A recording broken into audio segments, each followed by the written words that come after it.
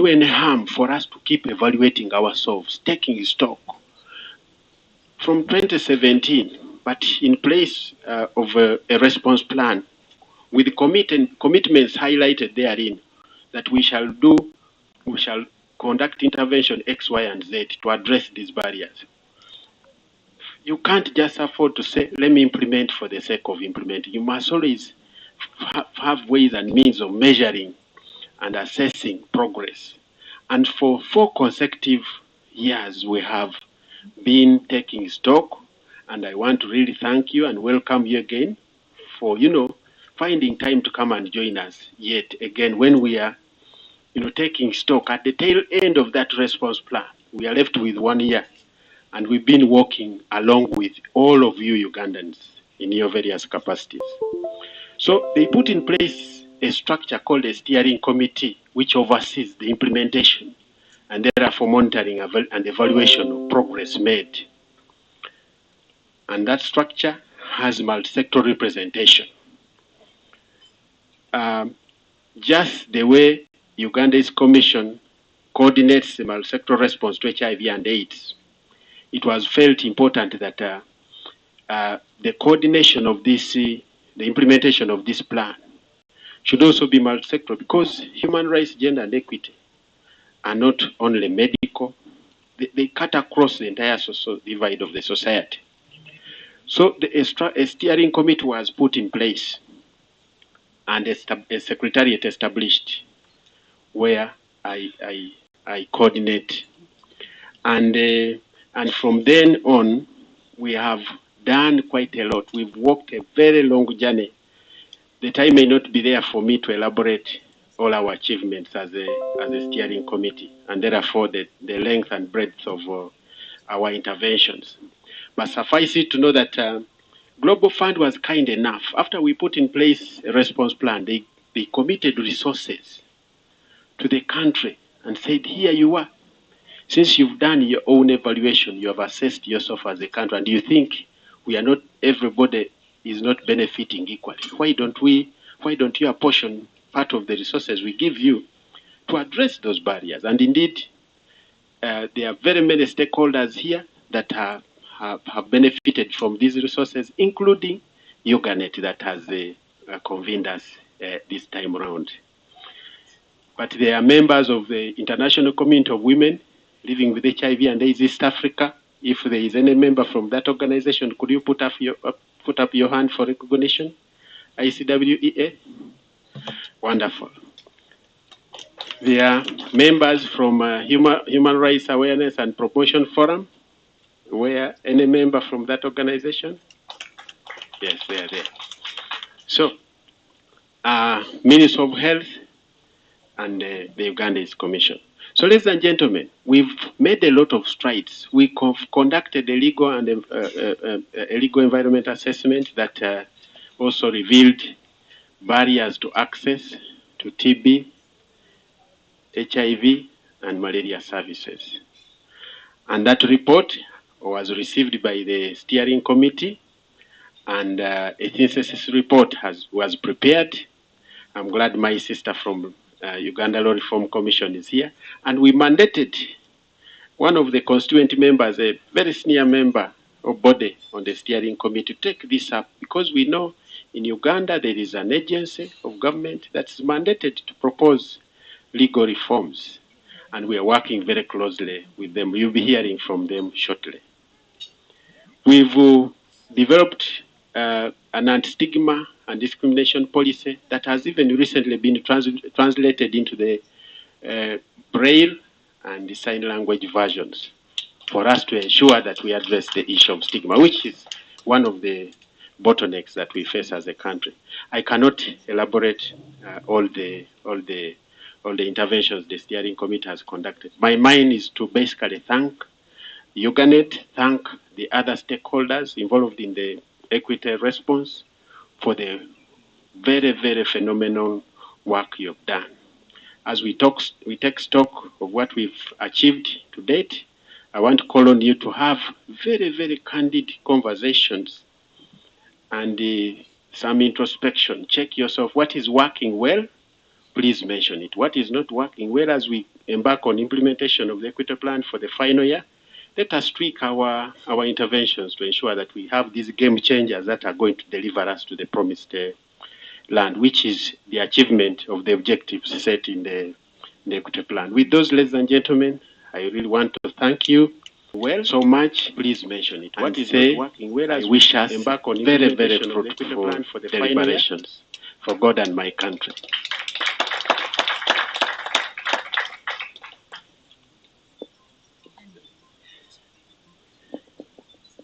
Another round of applause to Dr. Shaban. I've not seen a humble person very resourceful like you. Thank you very much. Let's love on him once again. I am really super happy to see someone who I call a friend, Beatrice Were. You're very welcome. Beatrice, can you just stand up and wave for us? We love you very much. I need to mention this woman warms my heart every time I see her. I have such deep respect for her. You're very welcome, ma'am. Thank you for honoring our invitation today. I promised you that I'm going to be buying time so that we get out of this place as fast as we can. I now want to invite us to a panel discussion where we're going to be discussing the very things that Dr. Shaban was saying, keeping stock on how far we've come in terms of covering those gaps that were identified in the 2017 baseline survey that was conducted by Global Fund and what we have done since then. I want to invite Beatrice Were, who is the board chairperson for panel. Beatrice, you're very welcome. Please take your seat. I'm going to be nice to you. I know you've just you're very welcome. Please come and take your seat. I want to invite Commissioner of Gender and Women Affairs at the Ministry of Gender, Labor and Social Development, my very good friend Angela Nakafero. You're very welcome, Commissioner. Please come and take your seat on the front. I want to invite Proscovia Ayevare, Principal Prosecutor from the Office of the DPP. Prosi, where are you at? Are you here? Okay, we'll try to see how we can incorporate her in. I also want to invite Geraldine Akubu, Assistant Commissioner, Law Reform Commission. Are you here, my dear? Oh yes, please, karibu sana. Please come and take your seat.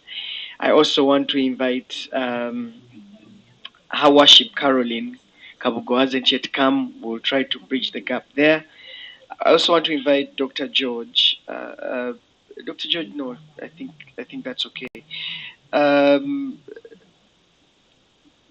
Okay, Dr. George, come and represent the panel, the members of parliament on the panel, please. You're very welcome, Dr. George Karibu sana. Dr. George Didi Boko is a member of parliament for Bongi constituency. You're very, very welcome, Honorable George Didi Boka. Thank you for coming as well. All right.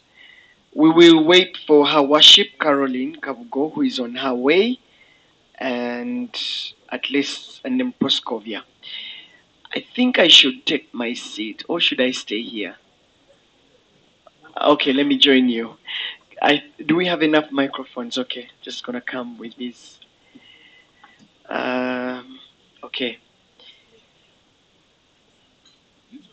I think this completes the gender discussion with me sitting here. Okay.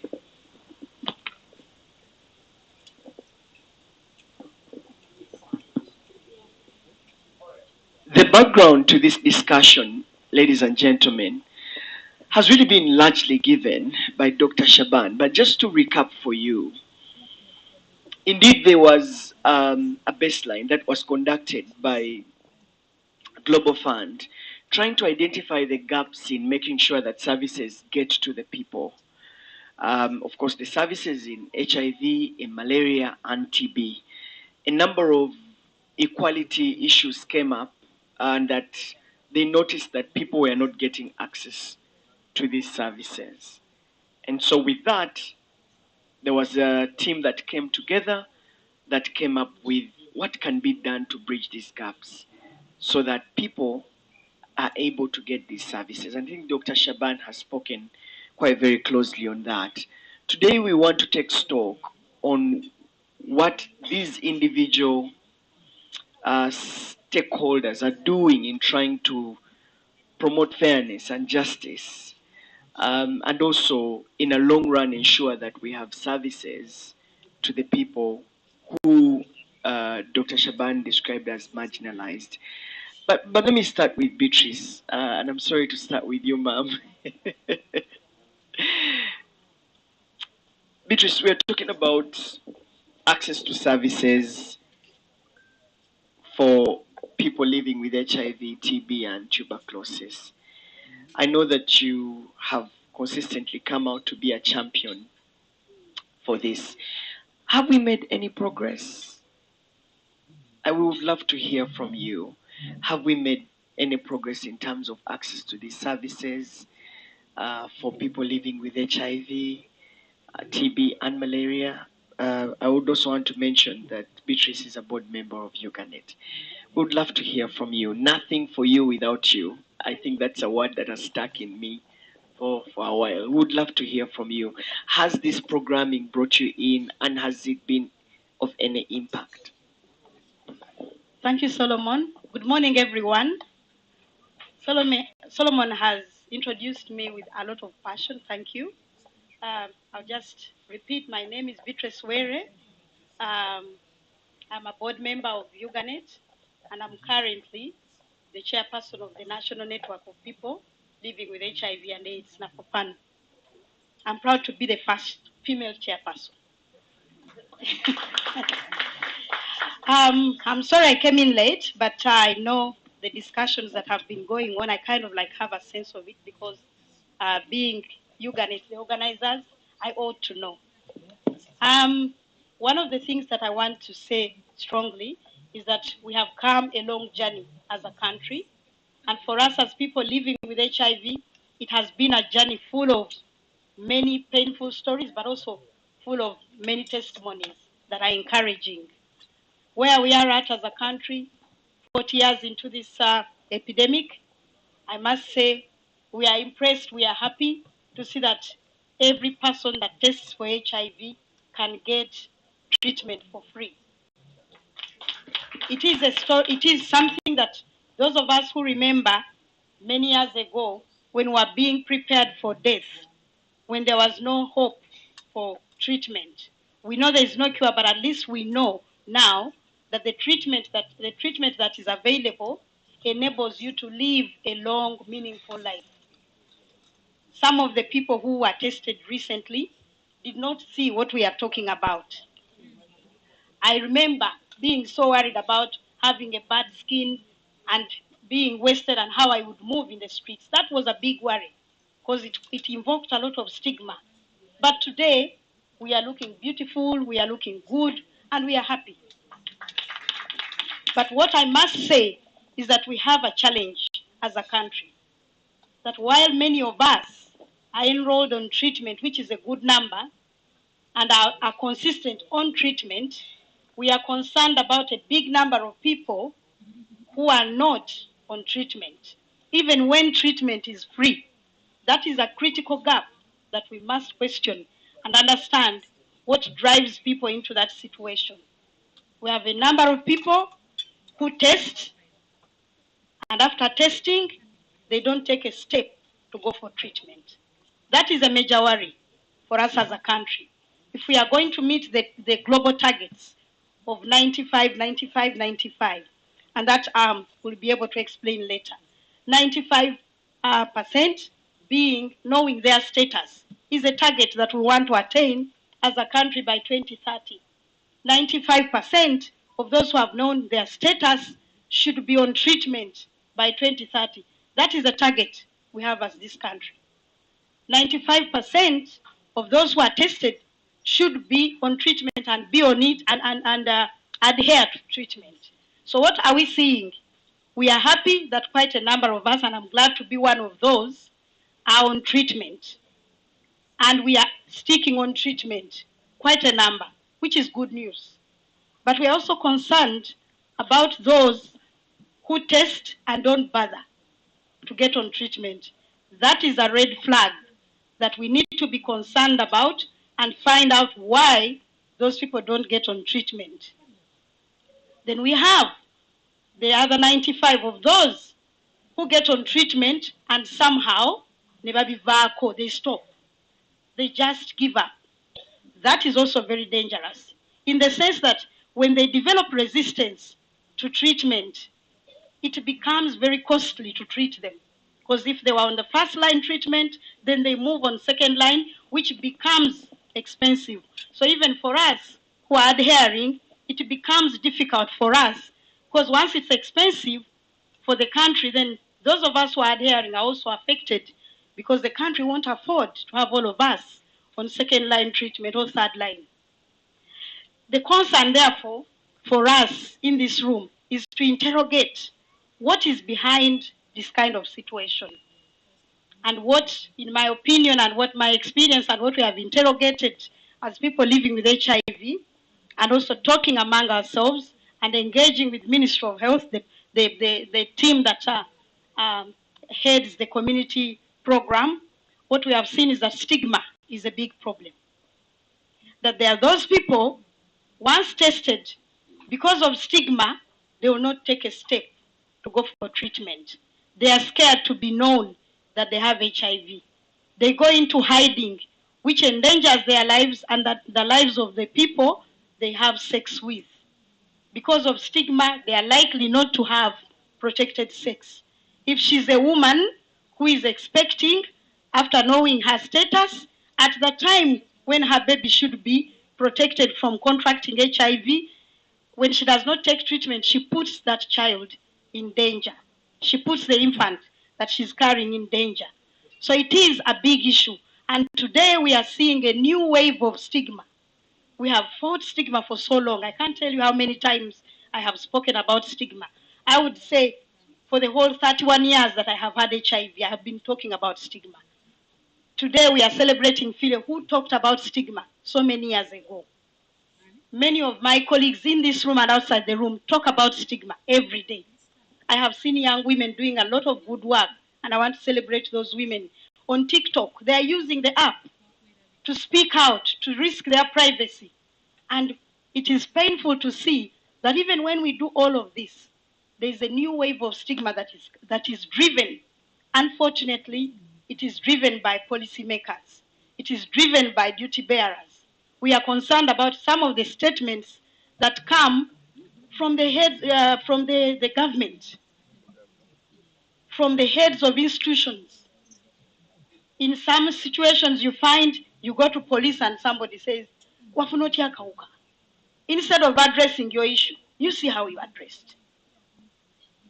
And I am sorry to say that this new wave of stigma is likely to affect, to stall back the achievement of the gains that we are trying to achieve as a country. The other challenge that we have is in the places of where we go to access treatment. The treatment by some of the health workers, and I hope they are in this room, is not the best. The power dynamics that play out. When a Musao talks, you shouldn't ask a question. This is the right medicine for you. If it is somebody who is disabled, they have a lema namwe. Gwe mulema, gwoli olubuto, gwofunye akawuka. What do we do with you? That kind of attitude. Today we are seeing a lot of that, especially when it comes to some of the policies that are driven by donors to target, to get numbers. Today, most health facilities are about ticking the box to meet the donor targets. The interest has shifted from us, the clients, to the interests of the donor. The donor wants to see this number tested. The donor wants to see this number on treatment. The donor wants to see this number of women tested for cervical cancer.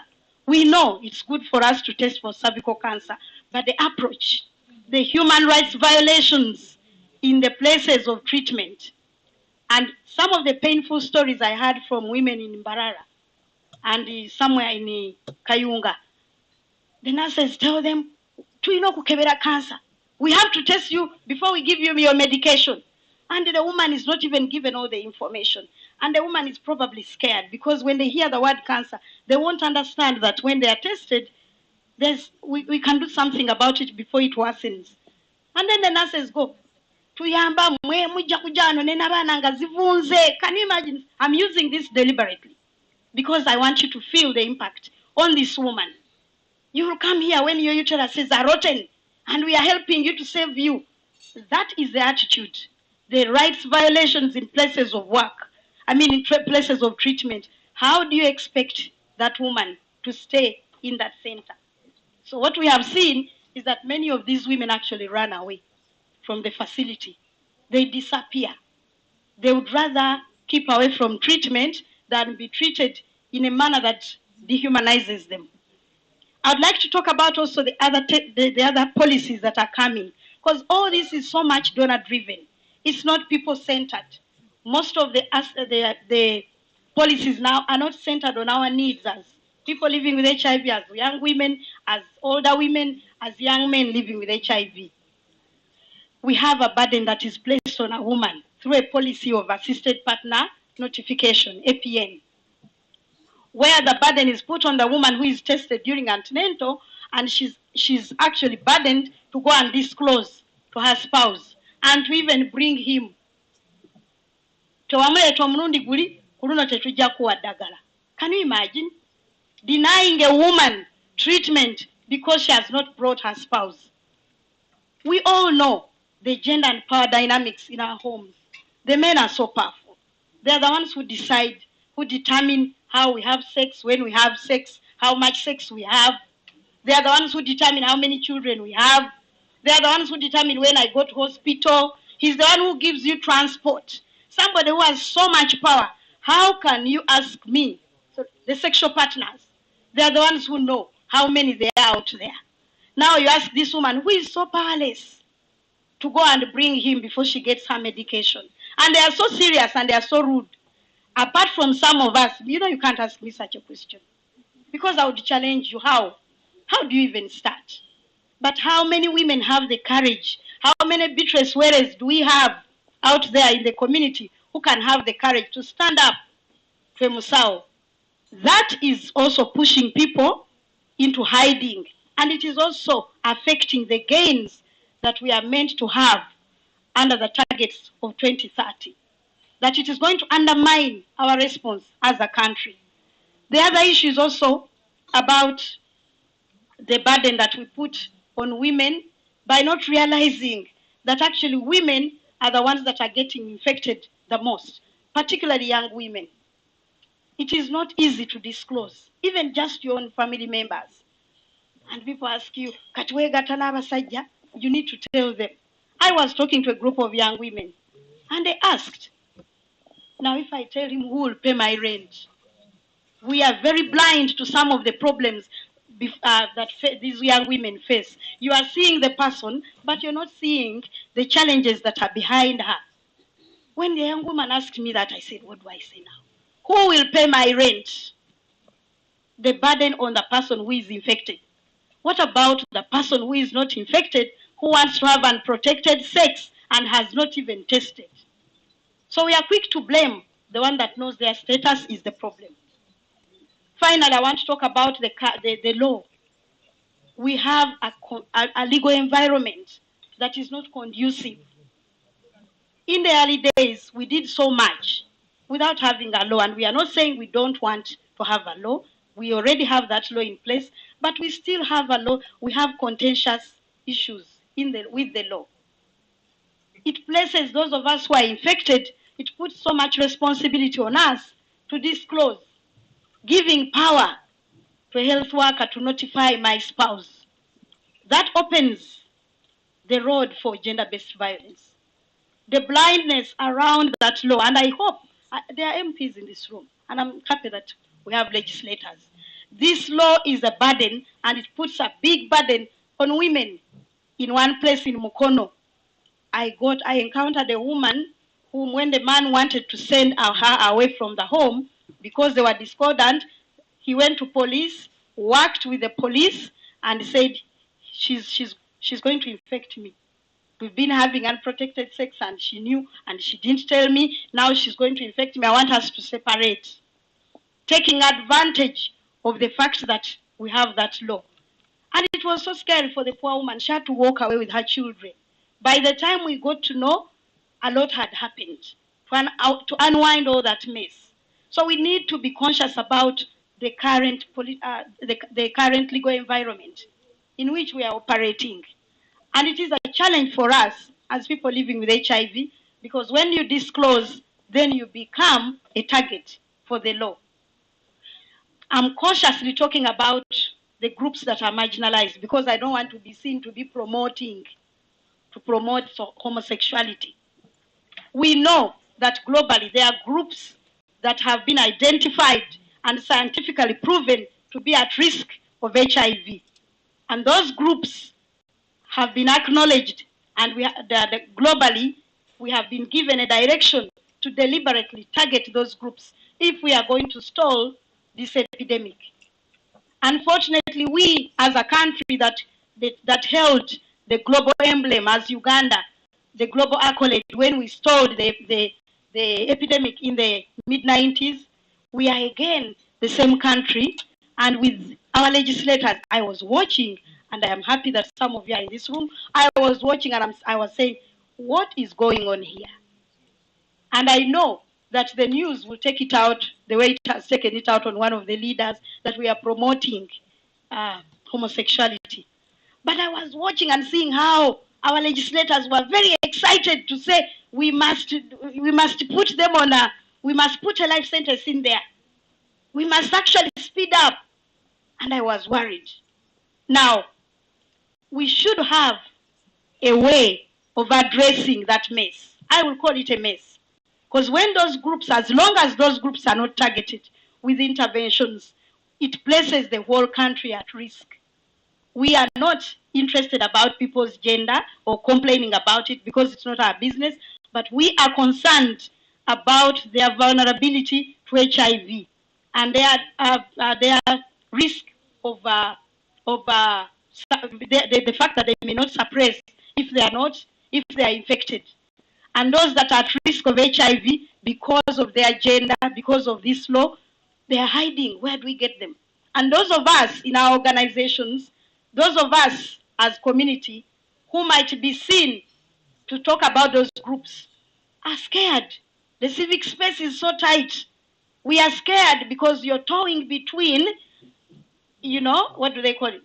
You're towing between a what? A rock and a hard place. What do we do?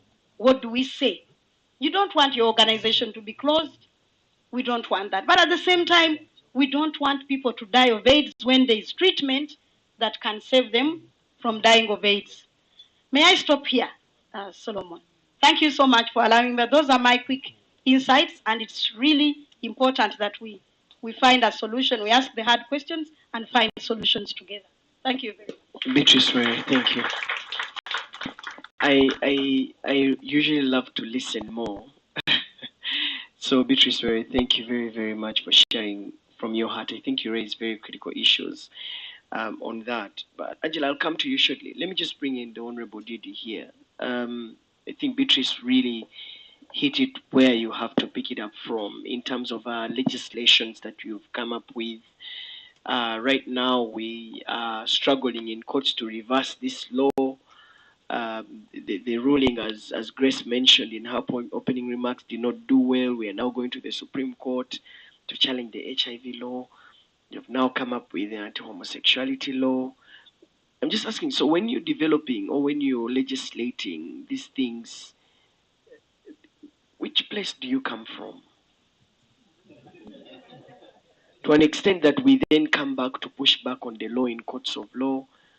Would love to hear from you as a legislator. When you are looking and drafting these laws, do you put another perspective to it rather than from the lens that you usually put on when you're drafting and legislating these laws?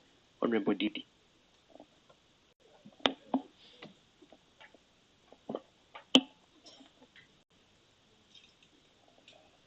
Yeah, thank you so much, Solomon, honorable colleagues, and all stakeholders to the malaria, HIV and AIDS, and TB prevention and control efforts in Uganda.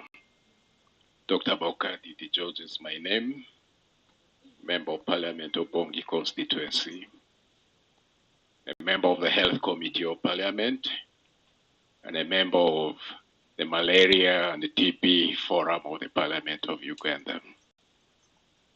I want to thank the conveners of this important high-level dialogue for bringing all key national stakeholders from government, civil society, and communities to dialogue on the three big killers: malaria, HIV and AIDS, and tuberculosis. The burden of these three diseases is known to us, and the connection between TB and HIV is well known to us. The burden in terms of health, losses, sickness, deaths, and the economy. I'm happy that the dialogue is taking place at the time when we are commemorating the Human Rights Day. And the theme has been highlighted to us by the keynote speaker. We have a right to health. We have a right to health care. We have a right to services for the prevention and control of HIV and AIDS, TB, and malaria. But I want to remind us that many of us are going to fall sick and die in the near future, not from malaria, HIV, and AIDS, and TB, but from non-communicable diseases that we shouldn't forget about. Solomon. Having said that, the three burdens of public health threats that we are reflecting on are driven by the decisions that we make, by the actions that we take, or the inactions that we fail to take as duty bearers. And reflecting on human rights means basically a right to health and health care. And the duty of all duty bearers at all levels to be able to promote, to preserve, to provide for, and to create an enabling environment for our citizens, the 47 million Ugandans, for services for HIV and AIDS prevention, TB, and malaria. These duties start with us as individuals, to the communities we come from, and I'm happy that we've anchored the theme of a conversation on empowering communities to provide stewardship in the prevention, treatment, care, and support for persons affected by HIV and AIDS, TB, and malaria. We want to thank the global community for providing global stewardship anchored in the Sustainable Development Goals, and especially goal number 3, the goal that stipulates that we have to ensure health and well-being for the global community, the close to 8 billion people, of which 1.3 are in Africa, and about 330 million are in the East African community, and we have close to 47 billion in Uganda. We have a duty to provide services for this population. Duty by government, duty by civil society, duty by private sector, duty by communities, and we need to put the prevention, the detection, the treatment, and care efforts right at the center of humanity, starting with our households and families. We know what has been done by the government in terms of creating an enabling space, legal and regulatory frameworks. We know what has been done in terms of the policies that have been put in place for the HIV and AIDS prevention and treatment, for malaria control and treatment, and for tuberculosis control and treatment. Just last week we were reflecting and stock taking on the efforts on the prevention and control of tuberculosis in this country and the intertwinedness between TB and HIV and AIDS. Specifically coming to our role as Parliament, which is part of government. You know the arms of government, the legislative arm of government makes the laws, appropriates, provides oversight, and represents your voices. We don't implement interventions. Implementation is the role of the ministries, departments, agencies, and local governments in collaboration with partners, civil society, and communities. So what have we been able to do as Parliament within this discourse in the role of legislation? A ground norm is the Constitution of the Republic of Uganda that Parliament enacted in 1995. And in it, I want to observe that health and healthcare got reflected in the policy objectives, but not in the Bill of Rights. And what that means is that we have some homework to see to it that we capture health and healthcare as a right and anchor it in the Constitution of the Republic of Uganda. And I'm happy that we are here with the Law Reform Commission. Is something that we need to pick up. 2, we had an archaic law, the Public Health Act of 1938, that has been guiding or regulating public health action in Uganda, including the prevention and control of the disease, infectious diseases like malaria, HIV, AIDS, TB, and so forth. This was an old law, and I want to inform you that the 11th Parliament has amended the 1938 Public Health Act, and in it will provide sufficient pieces of provisions for the prevention and control of many public health threats, including infectious diseases like malaria, HIV, and AIDS, and TB. I do appreciate that because of the magnitude and the threats and the scare surrounding how we perceived HIV and AIDS, we had to think about putting in place a separate law for the prevention and control of HIV and AIDS. There are positive aspects of the law, but there are also negative aspects of the law, ladies and gentlemen, that have been recognized previously and in this conversation being put in place to try to see how to cure those areas of the law that seem not to be palatable to us. Laws are made by us and for us, and where we see there are pieces of legislation that are not serving humanity, we have the right to amend them. So that's work in progress. But I want to tell you that Parliament does not initiate the legislative process. There are 3 people that initiate the legislative process. The first initiators of legislative process are ministries, departments, and agencies, the executive, from the line ministries. And in this case, Uganda AIDS Commission, the Minister of Health, the minister in charge of the presidency can initiate, passes through cabinet for a cabinet memo, Minister of Finance to issue a certificate of financial implication before it's brought to Parliament and referred to the appropriate committee of Parliament to process for it to become a law. And we don't have that monopoly of processing the law. We have an opportunity for what we call public hearing, where there's a law in which we feel Solomon has an interest in. Solomon can be invited to appear before the committee responsible and provide his insights into what the law should look like. So when we talk about the legislative process, there's the perception that Parliament sits there unilaterally to make a law. No.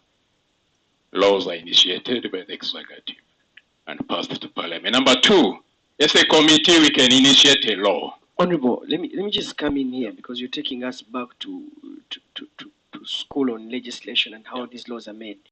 Indeed, we've seen some of these laws that have gone through the processes you're saying. The HIV bill, for example, the anti-homosexuality bill, for example. I know that I mean, there are bills that have been brought by private members and all that. That's So right. thank you for taking us back to school in terms of legislation. I would love to hear from you as an independent member of parliament on the laws that are rather not inclusive and can That's go what a I'm long coming way to access to some of these services. You as a member of parliament, when you review these laws, what what goes in your mind? Thank you, Solomon, and that's exactly what I'm coming to. There are a number of pieces of legislation that have been enacted by Parliament and are rejected by the President. Because every law that Parliament enacts does not become a law unless the President has assented to. So the President has sent back a number of laws that he feels are not in the best interest of the country. Yeah. The law that is very contentious at the moment is the anti-homosexuality law.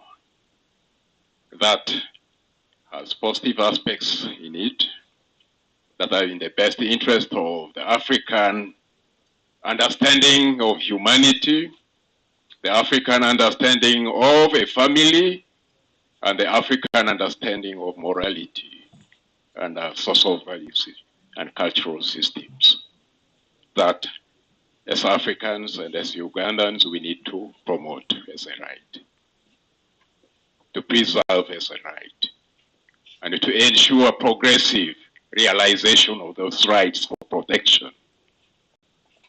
But also I want to state that rights come with obligations and duties and responsibilities.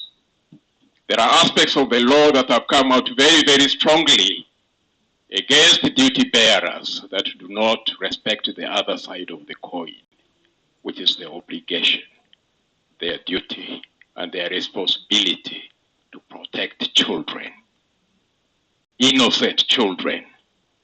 And a society that sees crime being made and keeps quiet is a society that is complacent and implicit in the commitment of the wrong.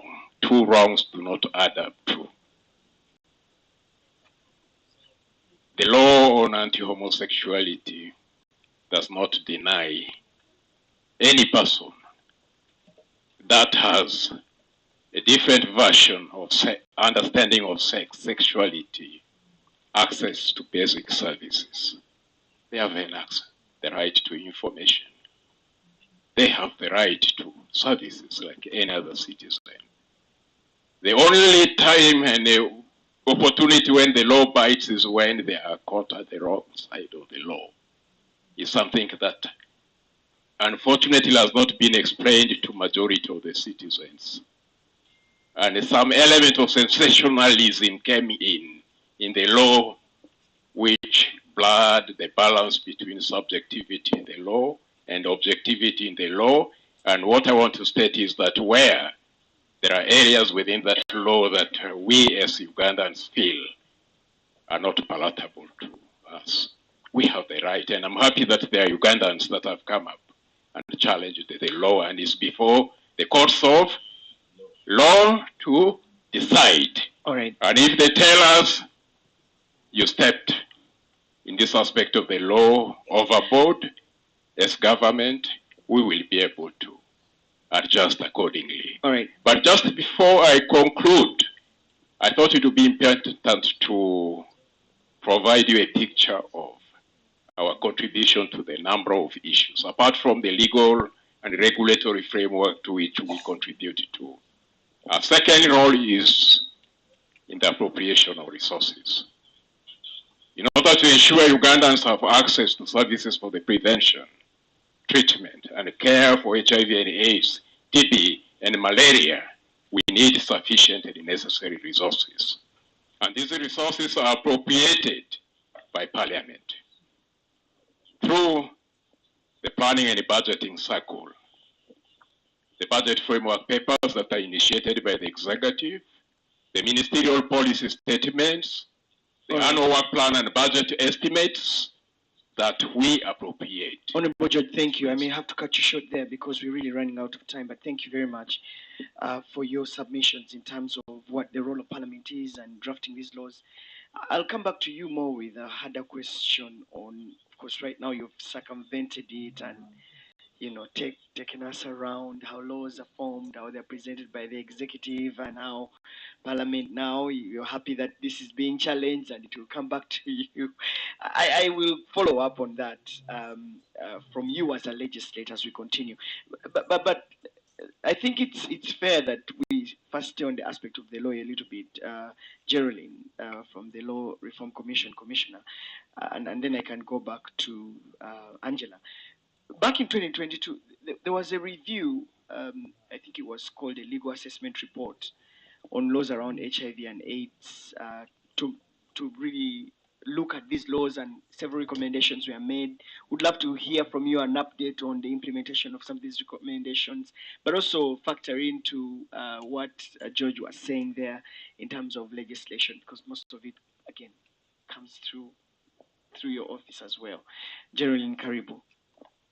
Thank you very much. I think that my presentation, my comment would have been more fruitful if we had heard from Prosi, but nevertheless, where we are at, yes, we did. There's a committee that was put together by Office of the Directorate of Public Prosecutions, which has been looking at the law, the HIV, the Act, and several recommendations were made in 2022 as well as now, and we have identified the problematic areas within the Act, as the law has been in place for more than 10 years now. So obvious, it's at that point where it is now is a good time for us to review the law. It has been tested, and we know what has worked, what is working, and what needs to be changed. So we have identified those provisions, the problematic provisions, and we are at the point where we need to put together a bill to present to the minister. I know that we were working on it as the committee that was put together by the ODPP, but it is something that for us as a commission, we need to pick up to do it because it is the mandate of the Law Reform Commission to make proposals for legislation. So it is something that we need to pick up as and present to the minister.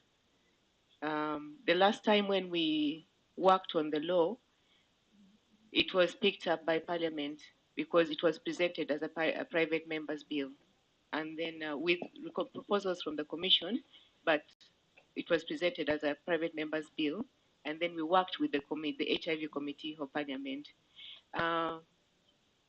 That being said, I think that it would serve us better if it goes as instead of us using a shortcut to get it back into Parliament, it would serve us better to use the direct route through the ministry.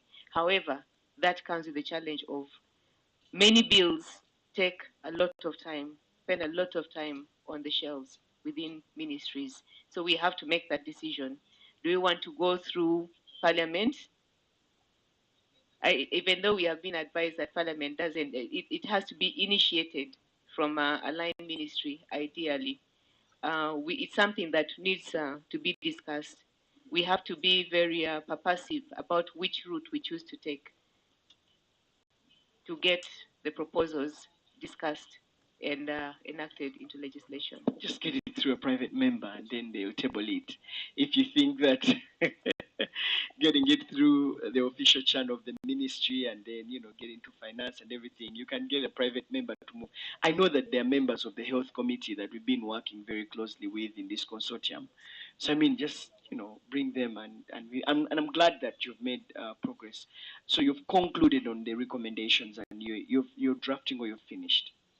We have not finished the drafting, but we have. I would say that the recommendations or the recommendations are there.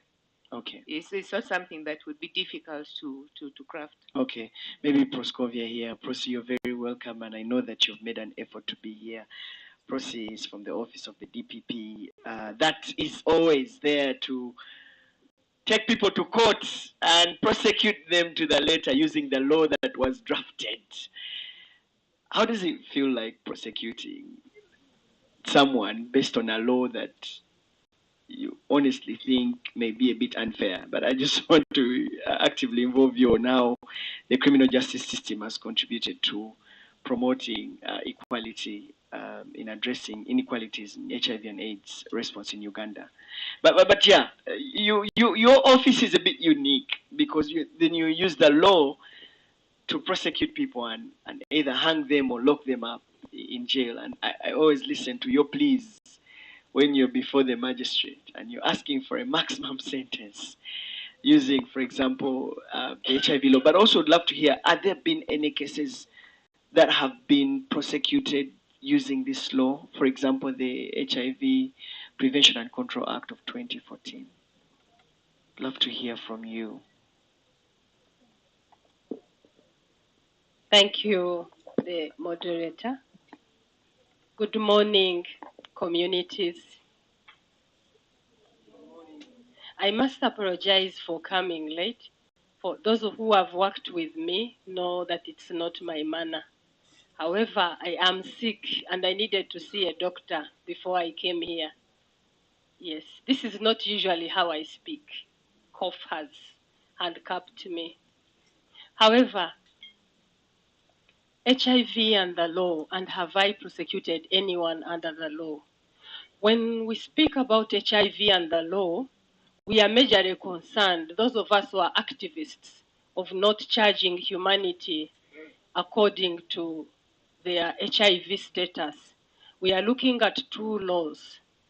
One of them being an act, which is the HIV Prevention Act, and the other one being Section 129 of the Penal Code, which was amended to include HIV, being HIV positive as an aggravating factor for reasons of a higher punishment.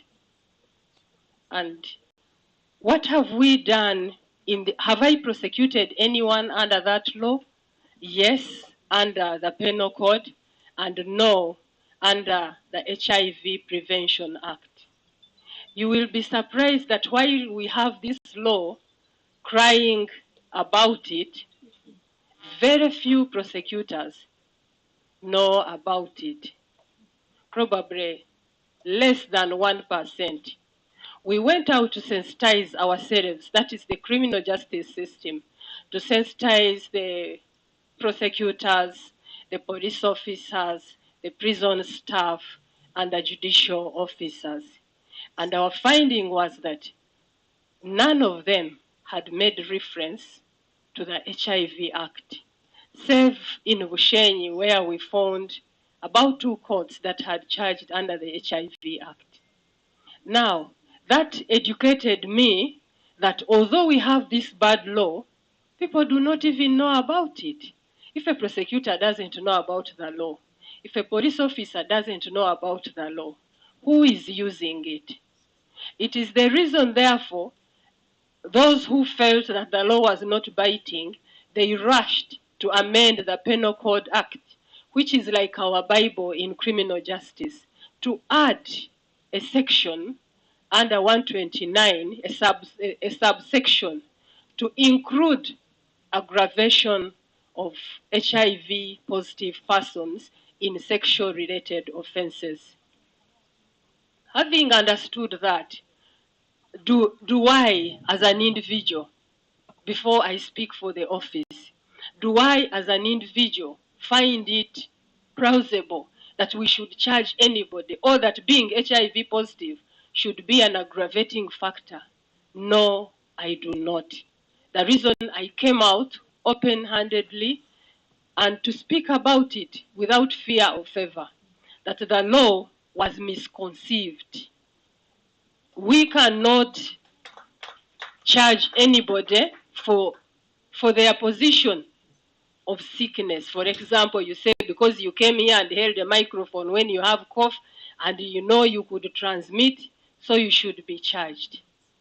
Then I have been challenging my leaders that what about those who have COVID? Are we going to make another law to prevent COVID? What about hepatitis B? Are we going to make another law to prevent hepatitis B? It goes without saying. Well, the argument has been that while HIV is a long-lasting disease, you live with it, and so those who have it should live carefree. True as it may be, probably I should have come in a mask that I do not transmit, but I am on treatment, and my doctor told me you cannot transmit after 2 days of treatment. And so I can cough, bad as it may be, but I will not be giving it to you. Equally, the HIV, science has told us that we have advanced, that we have reached that point where even an HIV positive person is non-transmitting. If we know that position, then how can a prosecutor have evidence to criminalize an individual on a disease which may not be which at the time of having that sexual intercourse, the person knew verily that I am not transmitting at this level. And then you say you did not use prevention, you intended to transmit. The person has done the background protection of the other partner they are going to have sex with.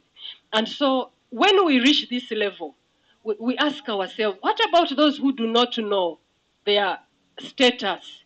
Because when you're charged with a sexual offense, then you must be analyzed as of your HIV status.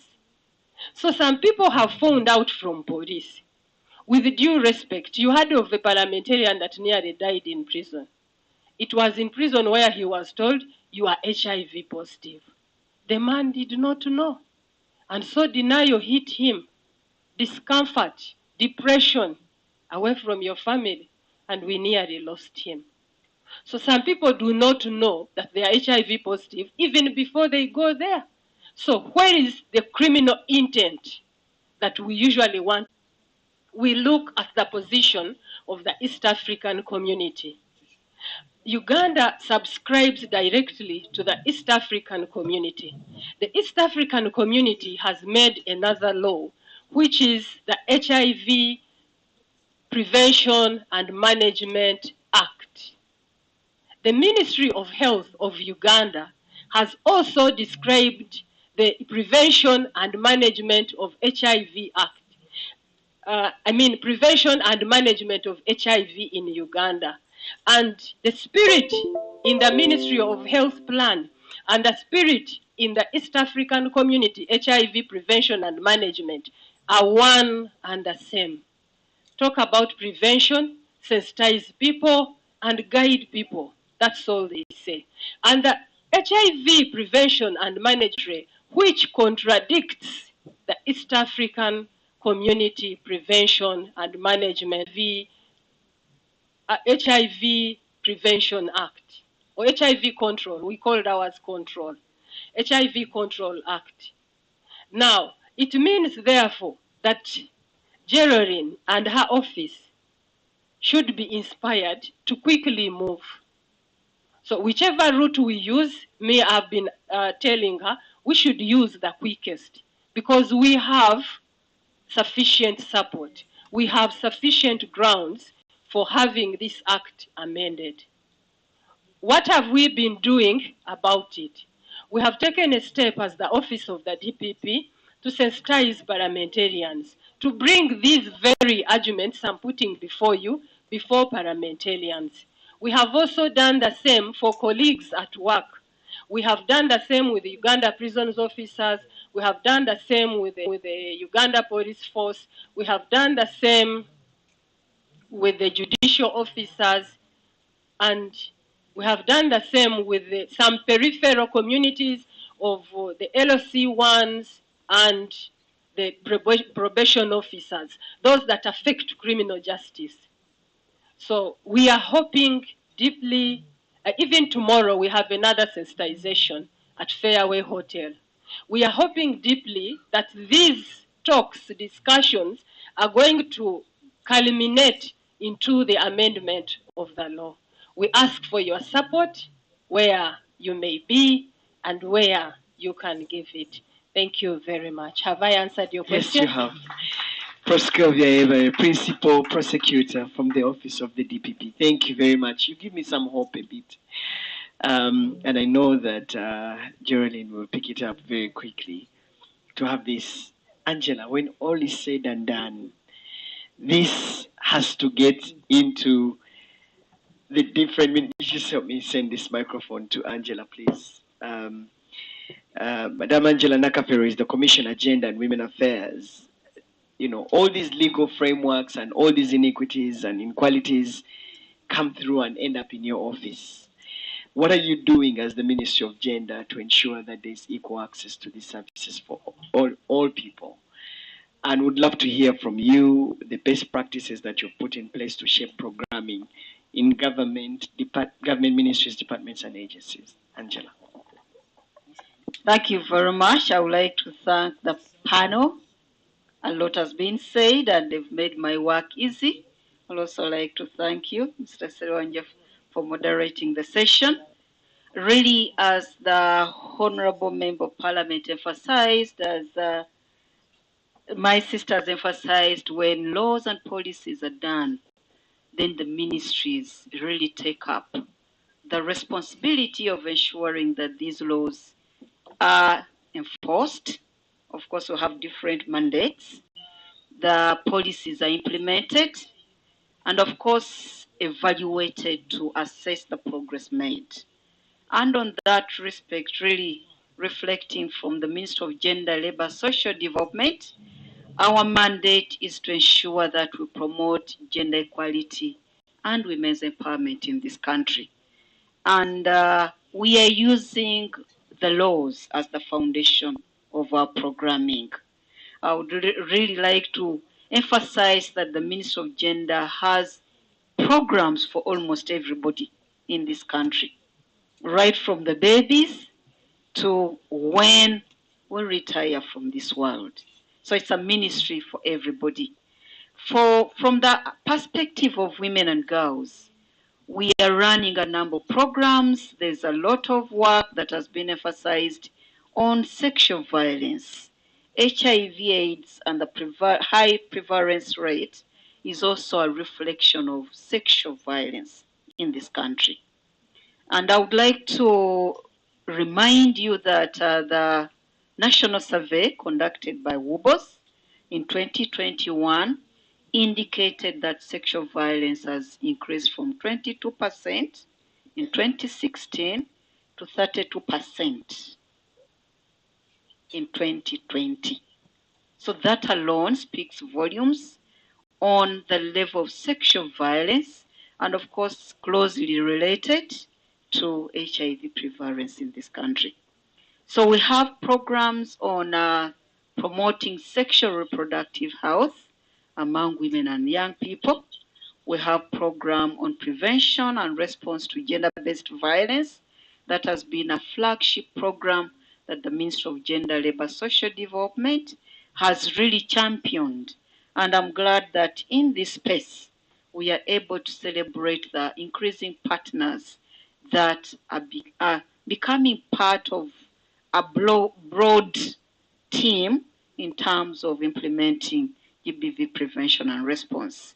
A lot of work has been put on positive change of our negative social norms, practices, and values, because most of these are really ingrained in our social norms and values. So there's quite a lot of work going on promoting positive social norm change, and I'm glad that as part of the third National Development Plan of this country, Ministry of Gender, Labour, Social Development is championing community mobilization and mindset change, as well as human capital development, of course, bringing on board other ministries, departments, and agencies. And these are programs that are helping us to shift some of the norms, negative social norms, and values that we have. Economic empowerment. has been prioritized. Usually, I normally reflect on the proverb that a poor person has no choice. When we are too poor, this is when we hear statements like, who is going to pay my rent? Who is going to pay for my next meal? Who is going to pay for the health services if I go to the health facility? Who is going to support me through the justice system for me to access justice? So, Ministry of Gender, Labour, Social Development, we are really championing several programs and grants that are aimed on reducing poverty in this country. We have a grant for people with disability. We have a grant on old persons. We have grants for young people. We have the Uganda Women Economic Entrepreneurship Program for women. We also have skilling of Ugandans. So all these programs put together are aimed to ensure that the marginalized categories of the population in Uganda are able to participate in the money economy of this country. And some of these have really helped us to shift the levels of poverty. Of course, not forgetting that COVID was changing everything that we had achieved. So as Minister of Gender, quite a lot is going on, and of course, issues around generation of data and evidence, because we use this in terms of assessing where we stand on most of the indicators that government of Uganda set for us. And I'm happy to note that when I reflect on the national development indicators of this country, there are areas to celebrate. In terms of life expectancy, in terms of education, in terms of labor participation of women, of course the inequalities are still with us, but there are gradual changes that we are able to witness. In terms of income levels, we are also moving ahead. Of course, we still have the challenge of gender-based violence. A lot of work has been done, but of course, we are not shifting the indicators as we would want to. So quite a lot is going on, and of course, last but not least, is in terms of reporting on these indicators. So there are areas to celebrate. There are also areas that demand that as a country, we really scale up our work. And of course, we need to deepen our engagement with all stakeholders. You talked about the opportunities. What are the opportunities that I see as a person in terms of accelerating the reduction of inequality in Uganda? One that I would really want to emphasize is the opportunity in terms of the formulation of our 4th National Development Plan. Most of the ongoing programs really are a result of our development plans. We're able to see more interventions in the 3rd National Development Plan because it was a deliberate effort to define some of these issues. And of course, the Honorable Member will also tell you that what is reflected in our long-term plan has a lot of influence on where the resources go and where the laws go in terms of reforms. So the forthcoming development of our 4th National Development Plan really is an opportunity that we shouldn't take for granted. I know it's always a very participatory process. It's a process that requires a lot of commitment and work, but we have to prepare ourselves if we are going to influence the national agenda. Another area is in terms of partnerships. We all support each other and complement each other. It's a deliberate effort by the Ministry of Gender, Labour, Social Development. I know what's also happening in education and health and others. We are deliberately reaching out to other partners, development partners, private sector, civil society organization, the religious institution, the cultural institution. We work as a team. So that also is a great opportunity that we have to deepen. Really, the multi-sectoral approach, I wouldn't leave this space without talking about it. There are issues that we champion as Ministry of Gender, Labour, Social Development, and through the multi-sectoral approach, we are able to define a broader perspective of these issues, and the same issues find their way in the work of the Ministry of Health. You find sexual reproductive health, you find GBV, you find HIV across government entities, and of course the multi-sectoral and multi-stakeholder approach is a great opportunity that we need to exploit to its full potential. And thank you very much. Angela, thank you very much, my dear. Thank you very much, Angela Nakafero, Commissioner Gender and Women Affairs at the Ministry of Gender, Labor and Social Development. A round of applause to my panelists. They've done so well that we've utilized the 1 hour of the panel, and it's time for you to talk back.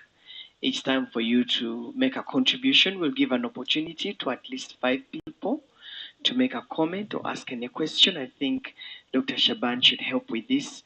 Are there any reactions from the audience?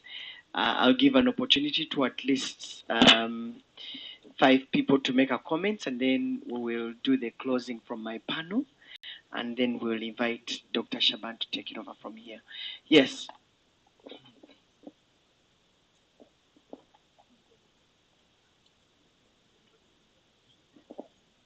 Thank you so much for that great presentation. I'm called Moses Supercharger. I head the JABASA, which is the Joint Adherent Brothers and Sisters Against AIDS. And I'm a person who has openly lived with HIV for the last 34 years. First and foremost, I just want to express my disappointment to the Honorable Member of Parliament for saying that actually up to now he doesn't see how this law prevents people from access and adherence to treatment. That was a really very big disappointment, and goes to where, what is it that we need to do to help such people really understand that this law prevents some important people from accessing and adherence to the intervention. 2, I was really very impressed by the lady presenter, I'm forgetting the name, that actually the lack of knowledge about U equals U really accelerated the passing of this bad law. Science has proved that U equals U, isn't it? That undetectable is untransmittable. Sincerely speaking, I don't know what we need to do, or we organize sessions to our legislature to understand this. I'll stop there. Thank you so much. Very much, Supercharger. There's another hand there. We'll take that hand and 3 more.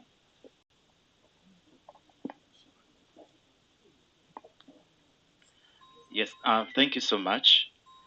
Sebatia Bernard, Vinasef Uganda. We really reach out to most advantaged persons, that is LGBT community, sex workers, drug users, and young people who are marginalized, especially positive living. I'm so disappointed by the MP saying he doesn't even know, he doesn't see how the law criminalizes or puts someone to life imprisonment or death.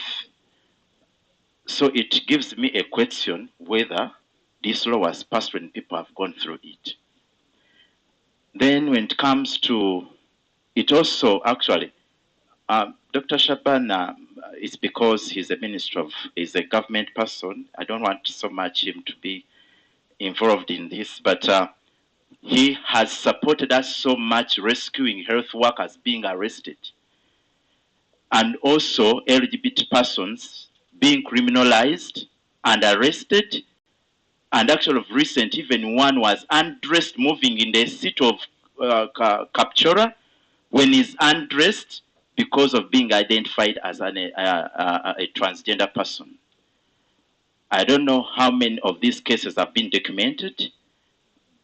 Before we come here, at times we need to get research, what we talk about. And also, Office of the DPP. Through Madame Proce, during Global Fund, there is a document that came out from the Office of the DPP to really stop these kind of abuses and also not criminalize these people wherever they are by the police officers.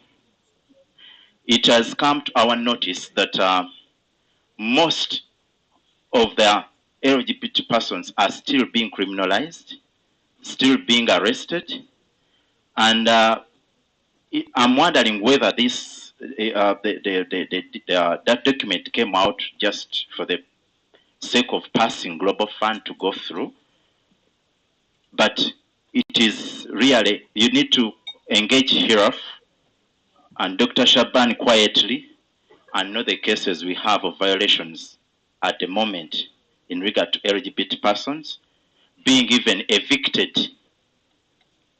And at the moment now, as I speak, even some of them are being relocated from one place to another. Some of them are now seeking asylum. A number of them, you have over almost 100 persons have been relocated to other countries because of what is happening now. And I'm wondering whether you have all this information. It's because of the law. And the landlords, there are even evident letters landlords written. Organizations are being closed. Even now as we speak about this, Uganet is about to be arrested. He's about to be closed when you read the law, when you go into the land search about it. Because now I'm promoting as I'm speaking. I'm about to be arrested. You get. So let's look about the look into this. And the other thing I'm disappointed about is, can we also next time have a dialogue and hear the voices of young people, whereby we need to say a first dialogue of young people speaking, and inclusive panel, whereby you have their voices at hand. Thank you. All right. Dr. Shaban, are you moving the microphone? Okay. Let's give an opportunity to 3-4 more people, and then we can come back to my panel. Thank you so much, and thank you for highlighting the need to have a dialogue for young people. Okay, thank you so much, our panelists, for being very elaborate. My name is Ruth Akulu from the International Community of Women Living with HIV Eastern Africa. So I'm going to speak in regards to young people, and I will talk about the economic and social rights. And I'm glad that some panelists have been able to mention some key issues around that. But one of the issues that young people face is lack of housing, lack of access to housing, lack of access to employment, lack of access to social security, food, water, and healthcare and education. So I'm trying to see whether we have laws that have been put in place that looks out for young people who are vulnerable, because lack of access to all these puts young people at risk of HIV infection, and also contributes to poor adherence among young people. And it still saddens me that even with all the reports coming out among young people being vulnerable to HIV and also having poor adherence to HIV treatment, there's still lack of discussion around that, or lack of dialogue around that, even in this room. So we need to see laws, or we need to see laws upheld to see that we have access to all these services. Thank you.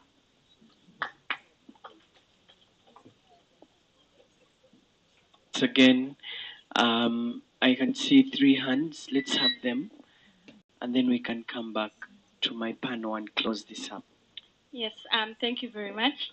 I would first of all like to thank the panelists. you've done a very great job. My name is Fadira Nsimbi. I am a deputy chairperson at the Uganda Malaria Youth Army Champions. My question goes to Dr. Madam Were. It's more of a, I don't know, you said there was discussion about disclosure, especially couples. How do women, like women not being given services at the clinic, antenatal services, simply because they did not bring their husband to be tested, or HIV treatment because you have to bring your husband or partner. Now, my concern is, like the Honorable Minister said, two wrongs do not make a right. So I do not believe a woman should be punished or not given treatment simply because she did not bring her partner.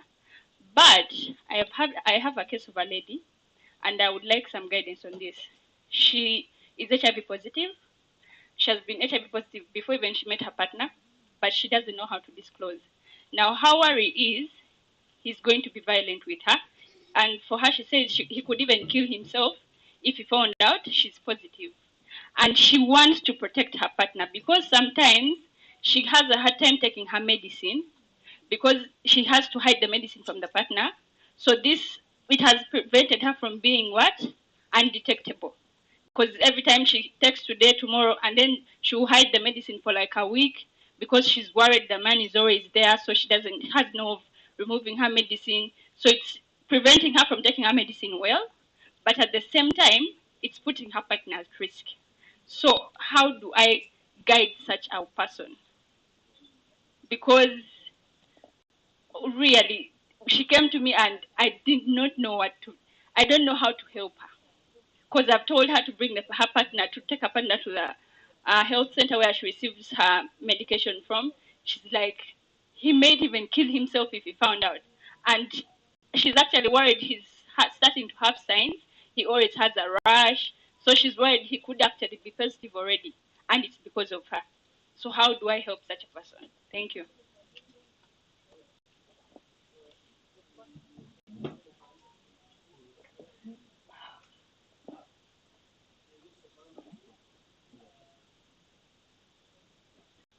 Yes, good afternoon. Yes. I am Bwere Moses, the Executive Director, Peer-to-Peer Uganda. My question goes to Minister of Gender and probably any other panelists who may be interested in giving a comment.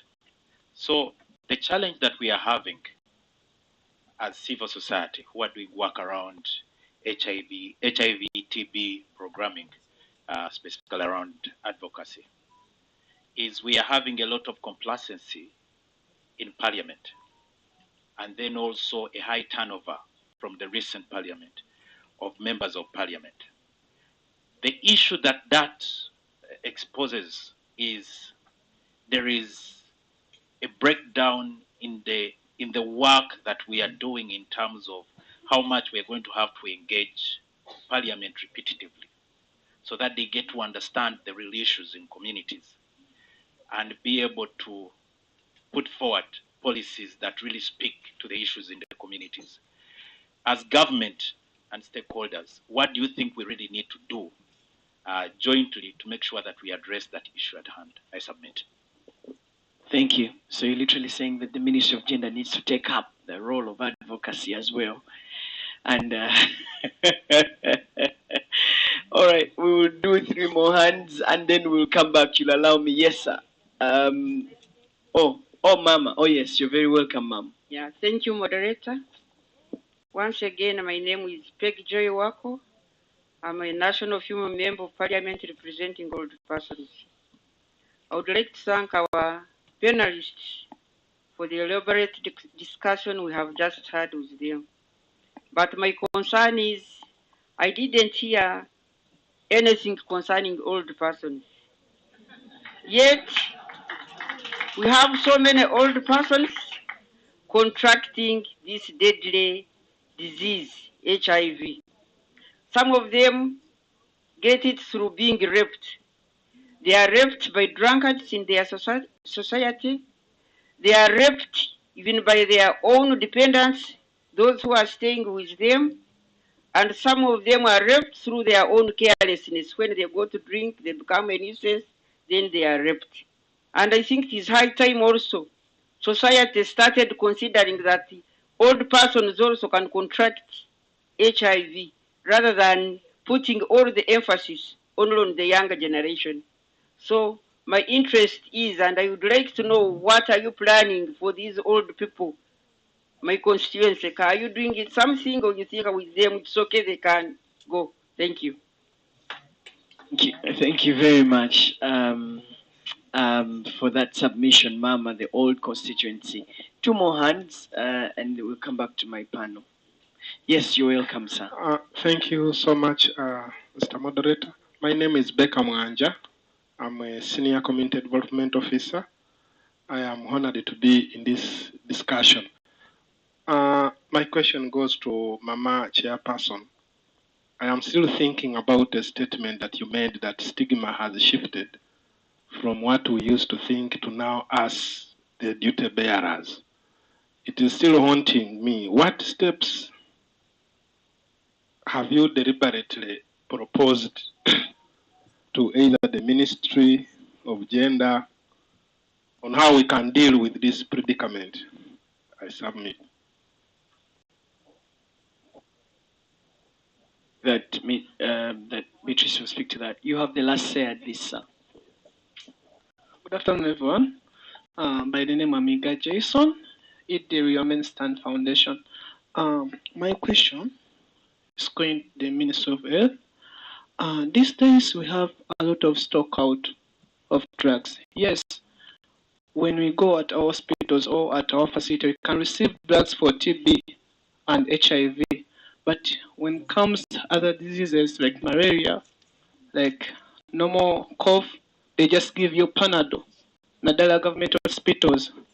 I don't know oba kiri kitye wamwe naye waffe gyenva mu ghetto amalwaliro agasinga stock out is a lot. When you go ne bakusanga olinamu something like malaria, they just write for your paper, and we have to think about these people abali mu downtown abatasobola ku affordinga kugula ddagala.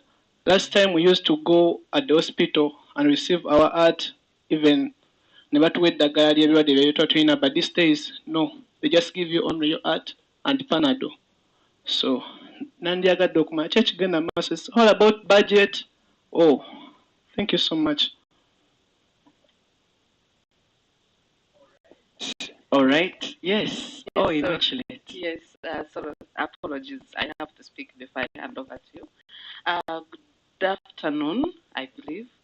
My name is Immaculate Omcha. I have worked with Uganet for the last 13 years. I'm a friend of Uganet. I'm now representing the community of people living with HIV on Global Fund country coordinating mechanism. And my question is to our Member of Parliament, my friend Prosi, and my friend from the Uganda Law Reform. And today we are discussing communities leading. And my question is, how are we involving communities in leading law reform, in shaping how the law comes out? When we are passing these laws, we have Parliament telling us, oh, we are consulting communities, we are consulting stakeholders. But how are these consultations involving communities? And when involving communities, how do you take that decisions and the petitions that we bring before you to present the voices of the community? For all reform, when we are doing these reviews and all that, how often do we bring the communities on the table to table the issues that affect communities? And Prosi, as we've been in this engagement of criminal reforms, I would love to see DPP calling communities and saying, communities, come on the table. Let's hear from you. How are criminal laws affecting you at that level? So we need to hear commitment from you as policymakers, implementers, and reformers on how do we strategically continue to involve communities when we are forming and when we are reviewing laws and policies. Thank you. Thank you very much, Immaculate. You also want to say something? No. Okay, I let's was get to the seeking panel. for your guidance. Can I give him to? There is one more hand. Okay, cool. Thank you. That's okay. Let's have that and then we can close it.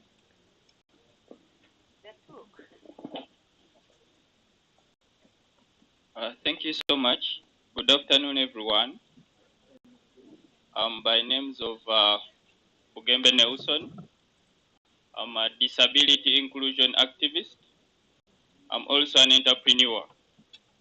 So I'll pose a question and also information to the Minister of Gender, Miss Angela. She has talked about the grants of people with disabilities. But you realize that these grants are still in the boardrooms. People on the ground lack this information. I'm saying this because I'm running a company that has been in existence for 3 years. I also tried to run for these grants, but the process is long. And these people that are in these offices, they are not inclusive enough. Me, I can talk, I can juggle around, but then I have my other colleagues that are hard of hearing, they have visual impairment, but it's a group of people. So these offices, they are not inclusive enough to us to access these grants. Also, to the Minister of Health, we should also look at the double stigma of young people with disabilities also living with HIV. You realize that that category of people has been left behind. Yet we are also candidates to acquiring HIV. So the partners around, we should also look at that as well. Thank you. Okay, there's a hand at the back. If you can take a minute, let me give it to you.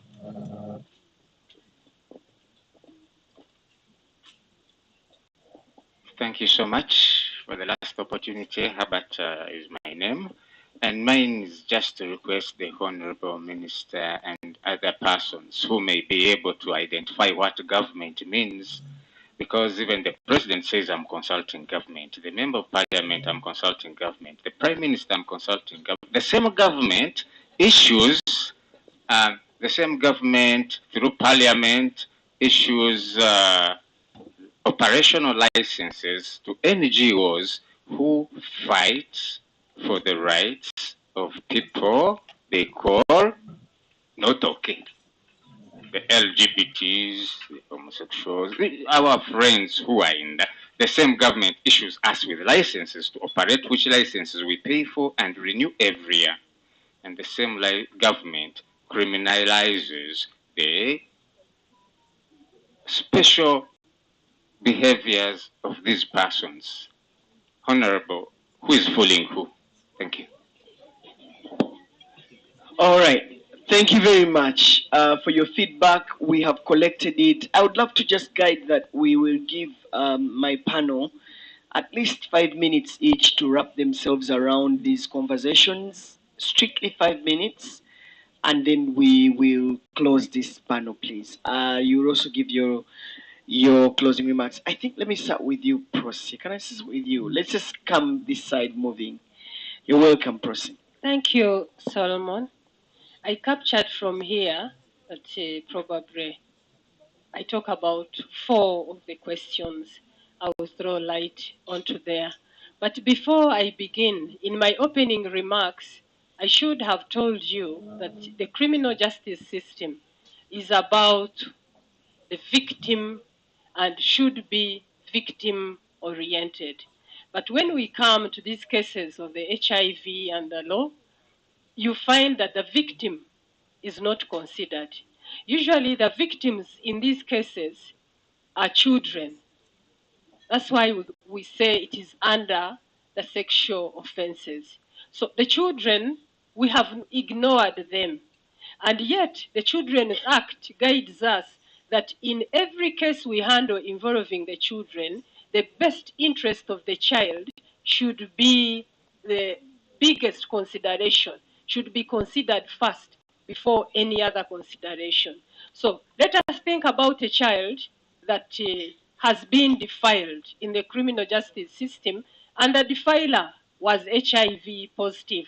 And let us imagine that today you're seated here, you are in the gallery, of court. And so the court clerk reads out the name of the accused person. And the accused person is on the stand and the charges are read for him. You so and so, while you are HIV positive, did defile a child so and so of minor age, this age. Remember, this community, this court, is in the community where the child thrives. Once this is done, and in fact, when you go out to advocate, you meet prosecutors, you meet police officers, you meet policy makers. This should be your biggest argument, that the law purporting to protect the child has actually stigmatized and destroyed the lives of children. I think Ministry of Gender should pick up this very much. Madam, I discuss for free. If you called me in your boardroom, I can tell them what we think they should be doing for us in order to interrupt the law, in order to wake up the DPP, in order to wake up the law reform, in order to wake up the parliamentarians. I personally do not complain a lot. I go down into the work and I work. And those who have known where we have come from, like the Immaculates we started with, for us to even get a letter from the DPP saying, send all the LGBTQ cases here so that we scrutinize them properly before charging, it means we have come a long way. Criminal justice is now human rights awakened, and it has been, I feel very good about it. That said, remember always, if today you take nothing home from me, please take this, that it is the rights of the child in the courtroom, because Uganda's system is court shall be open court. For you to be favored and taken to chambers, for your name to be silenced, they may not be so much use, because the file has come through so many hands, and your name of the child appears on the charge sheet.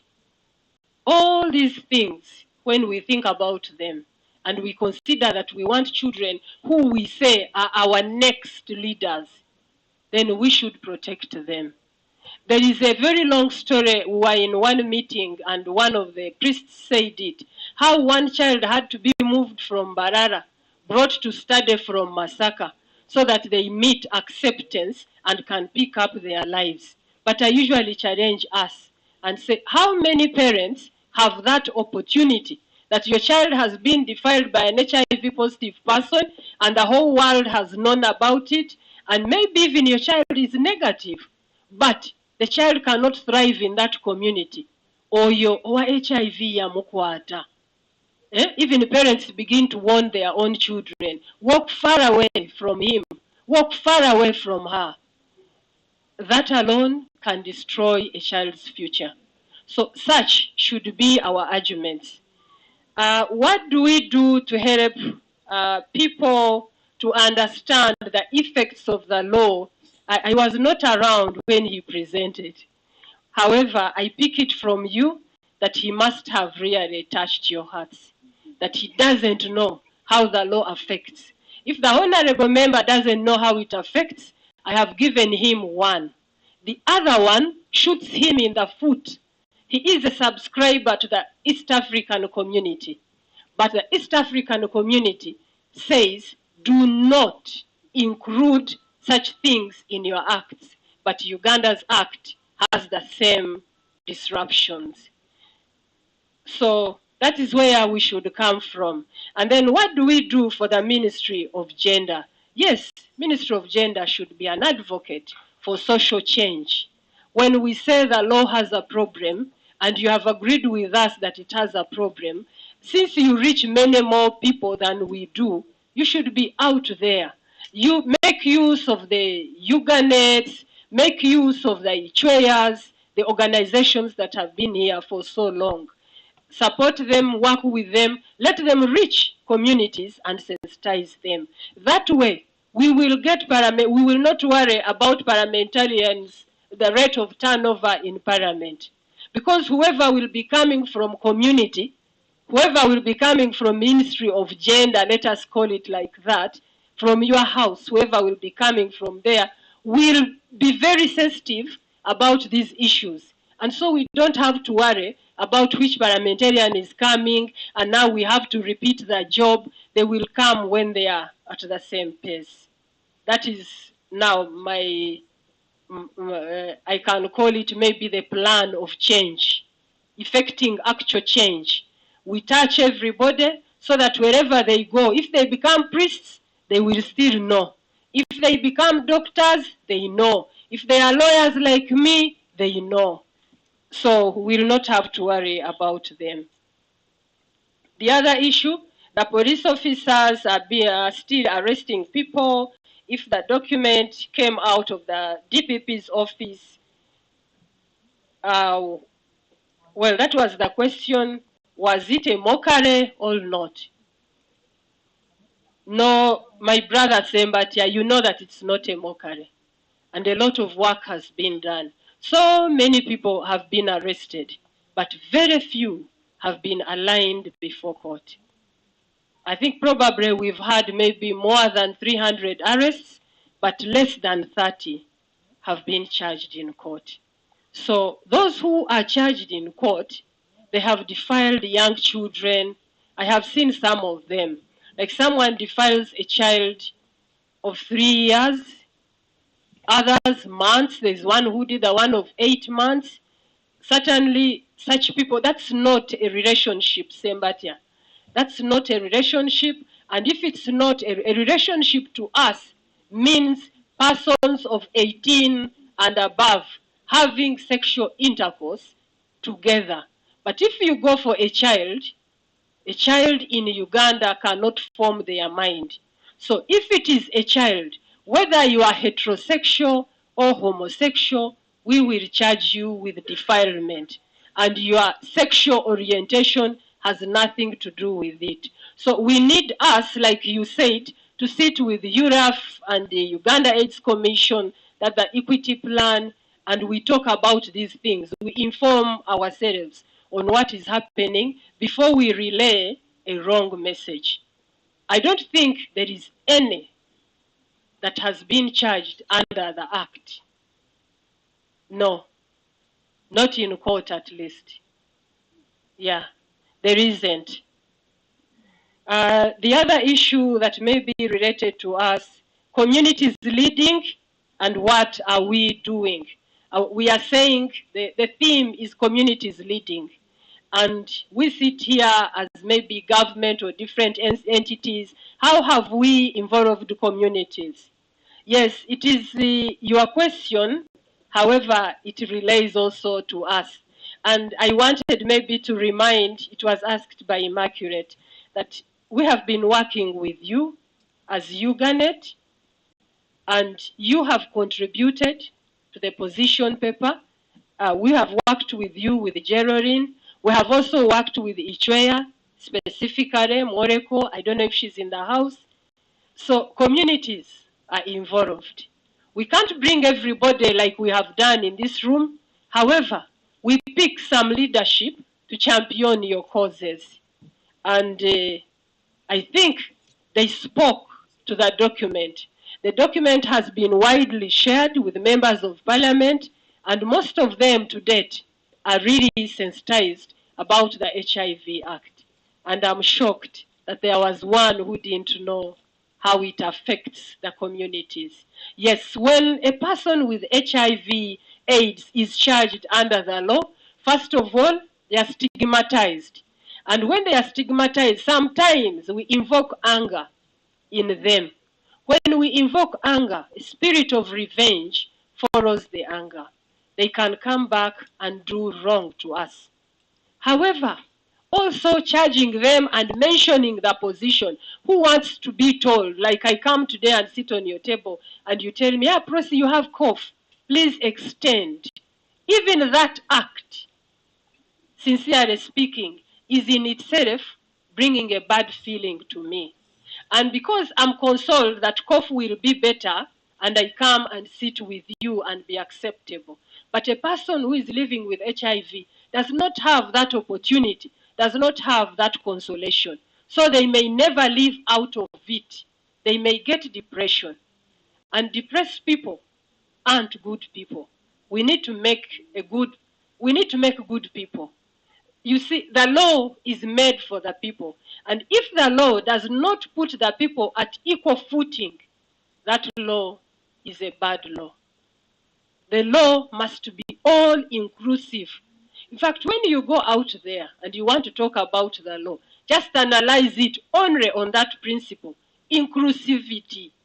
Does it include everybody? Am I equal within that law? If I am not equal in that law, then that law is not a good law. The law is for the people. And people means people. People means young, old, sick, healthy, lame, able-bodied, educated, non-educated. But if they say, if you're of this level, then you shall suffer this, then we have beaten the spirit of equity, and such a law is a bad law. Thank you so much.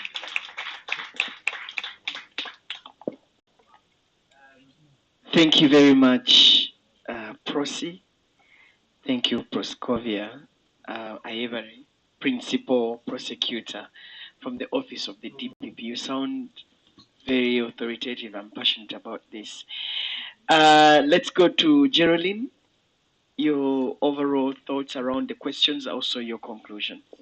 Okay. Thank you very much. Mine should be short and hopefully sweet. How often does the Law Reform Commission involve community members involve communities in law reform? For every law that the Commission reviews, we involve communities at different levels. For each of those laws, we set up a technical working group, which brings together between 10 and 20 people, experts in the area of the law that we are looking at, people who are actively involved in implementation of that law, etc.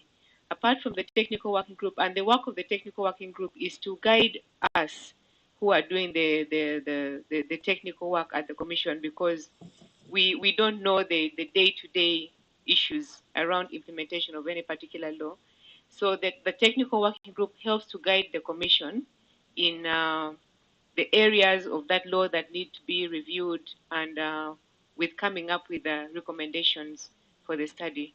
But also for every law that we review, we involve communities in the sense that we consult communities, the different communities that are affected by that particular law.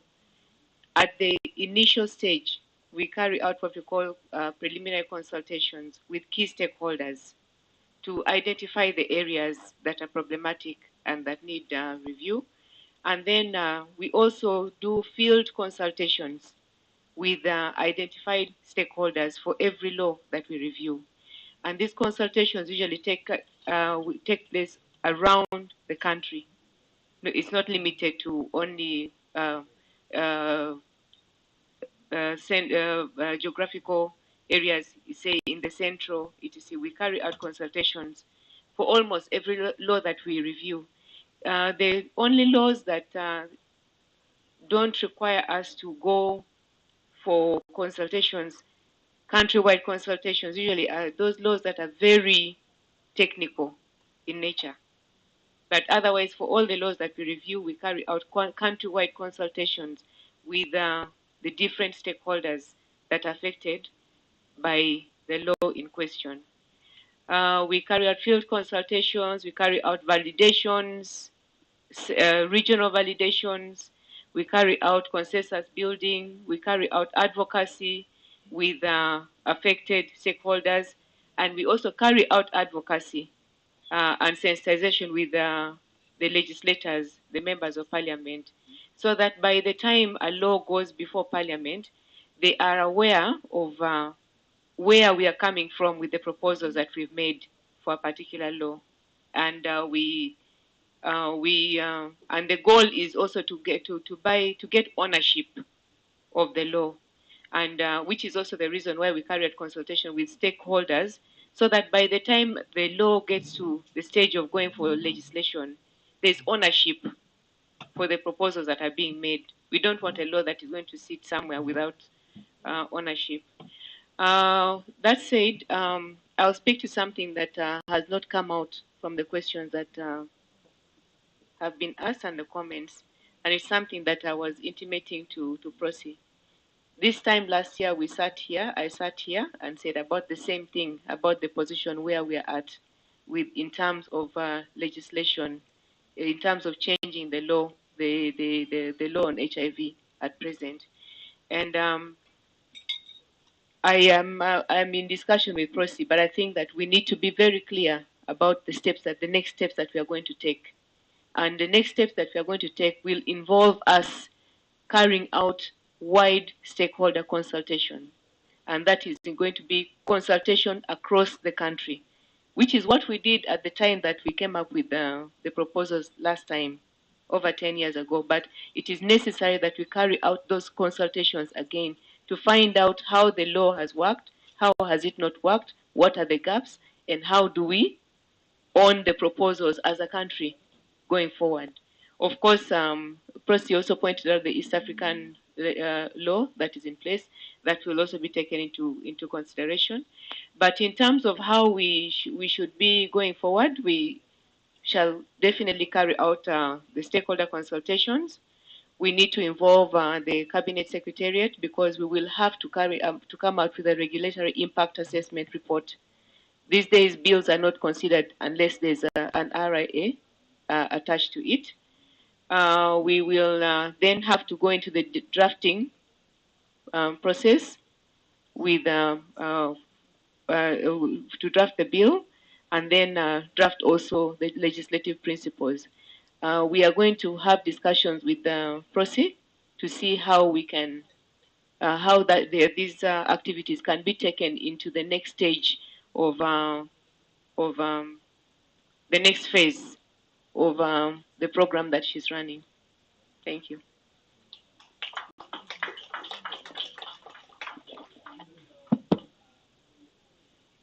Honorable George Didi, questions were to you. Yes, you're welcome. Yeah, thank you, Solomon. And I want to thank each and every one of you who made a comment in terms of feedback to the panel conversation. I'm a health worker by background, a public health specialist, and I've been in practice for the last 25 years in this country, 15 of which have been in the area of HIV and AIDS, from policy to programming to practice.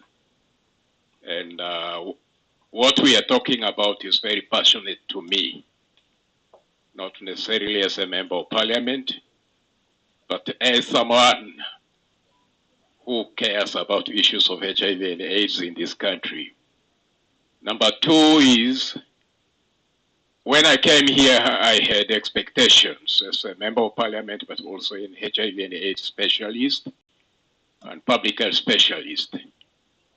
My expectation is that we are coming to have a conversation on how we can have the Pearl of Africa called Uganda free of HIV and AIDS, free of TB, and free of malaria, by reflecting on the burden of HIV and AIDS, TB and malaria, the drivers of the epidemic, the policy and practice frameworks, and the successes that we have scored and possibly the areas where we need to improve on.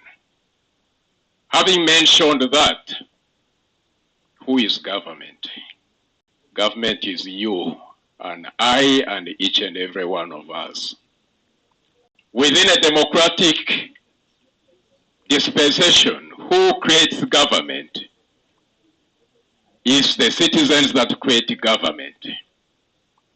The executive led by the president is elected by you, the citizens. The members of parliament that constitute the legislative arm of government are elected by you. The legislature that is represented here is recruited and paid by you. But we now also have the fourth estate represented by Solomon here, and the civil society playing a very, very key role as partners to government. What is our role as the members of parliament? Our role number one is legislation. We don't initiate bills. Bills are initiated by ministries, departments, and agencies. We process them. And I'm happy Jairo took us through how the bills are processed and brought to us and ultimately implemented. What we are getting from you is feedback about are the regulations working or not. If the regulations are not working, our role as parliament is called post-legislative scrutiny. You're giving us feedback. And you don't give the feedback in chorus. You document your feedback as civil society organizations and you channel them through the appropriate entities, and it will be able to reach your parliament to be able to take an appropriate action. Being a health worker, there was an issue raised about denial of health services for persons that are marginalized, possibly homosexuals and the like. One of our principles is thou shalt do no harm to your persons. Whatsoever you do to the best of your persons, and you shall ensure you maintain confidentiality. Ministry of Health is represented here. If there are cases of abuse of the rights of persons in the places of service delivery, MOH, please take note, investigate, and put in place appropriate actions. We do not discriminate against access to social services because of age, sex, gender, including sexual disorientation or disorientation. That's what I would like to assure us about. People who have alternative sexual orientations have a right to health care. They have a right to education. They have a right to livelihoods. But they have also duties and obligations that they have to respect. The second issue that came up was, are we blind when we are making laws as parliament? We are not blind. We don't initiate the laws ourselves. The laws are initiated by the executive. Or the laws are initiated by individual private members of parliament. And it goes through a long process before it reaches us. And in this, we also engage the communities through community consultative processes. You can come as an individual to present your views before parliament. You can come as a community of people with your issues paper and recommendations, or you can come as an organization. It's a democratic process. Coming specifically to our role as the parliament in ensuring progressive realization of the rights of our citizens, the services for the prevention and control of HIV and AIDS, TB and malaria, our role number one is legislation. And it's not a monopoly by ourselves, together with you, where there are laws that you have noted that are not supporting us sufficiently. We can repeal them where need be for repeal. We can amend them where need be for amendment. We can update them because laws evolve over time. Every generation has to ensure it puts in place laws that are appropriate for its people.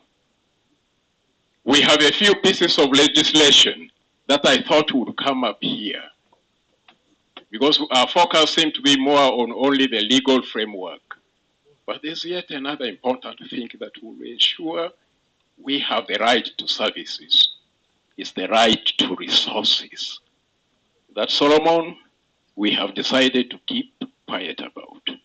For us to be able to ensure Uganda free from malaria, HIV and AIDS, and TB, we need resources. And it's our work as parliament, appropriation.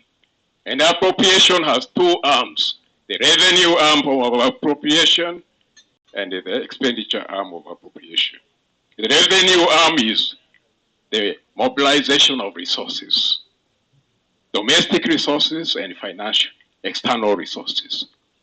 Unfortunately, as a country and being a least developed country, us at a very compromising situation of leaving our malaria, HIV, and AIDS programs to be funded by our neighbors, the donor community.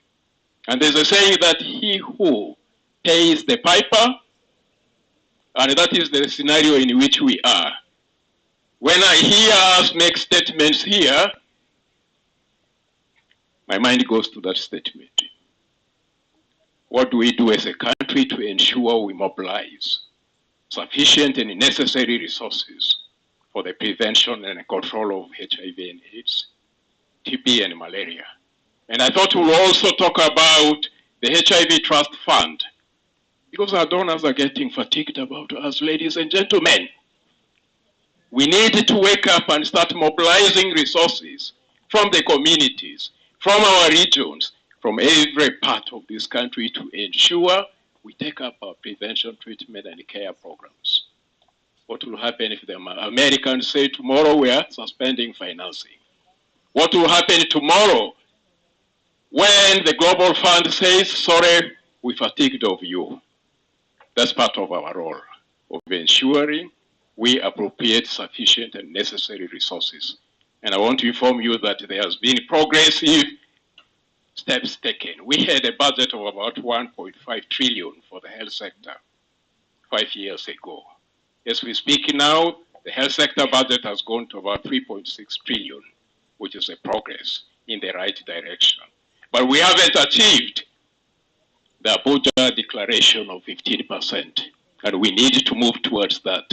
And importantly, next time we need to discuss about is the National Health Insurance Scheme, which is one of the schemes that will help us be able to mobilize domestic resources to be able to finance our HIV and AIDS, TB, and malaria programs. All right. Number 3, as you wrap up, is in the area of oversight,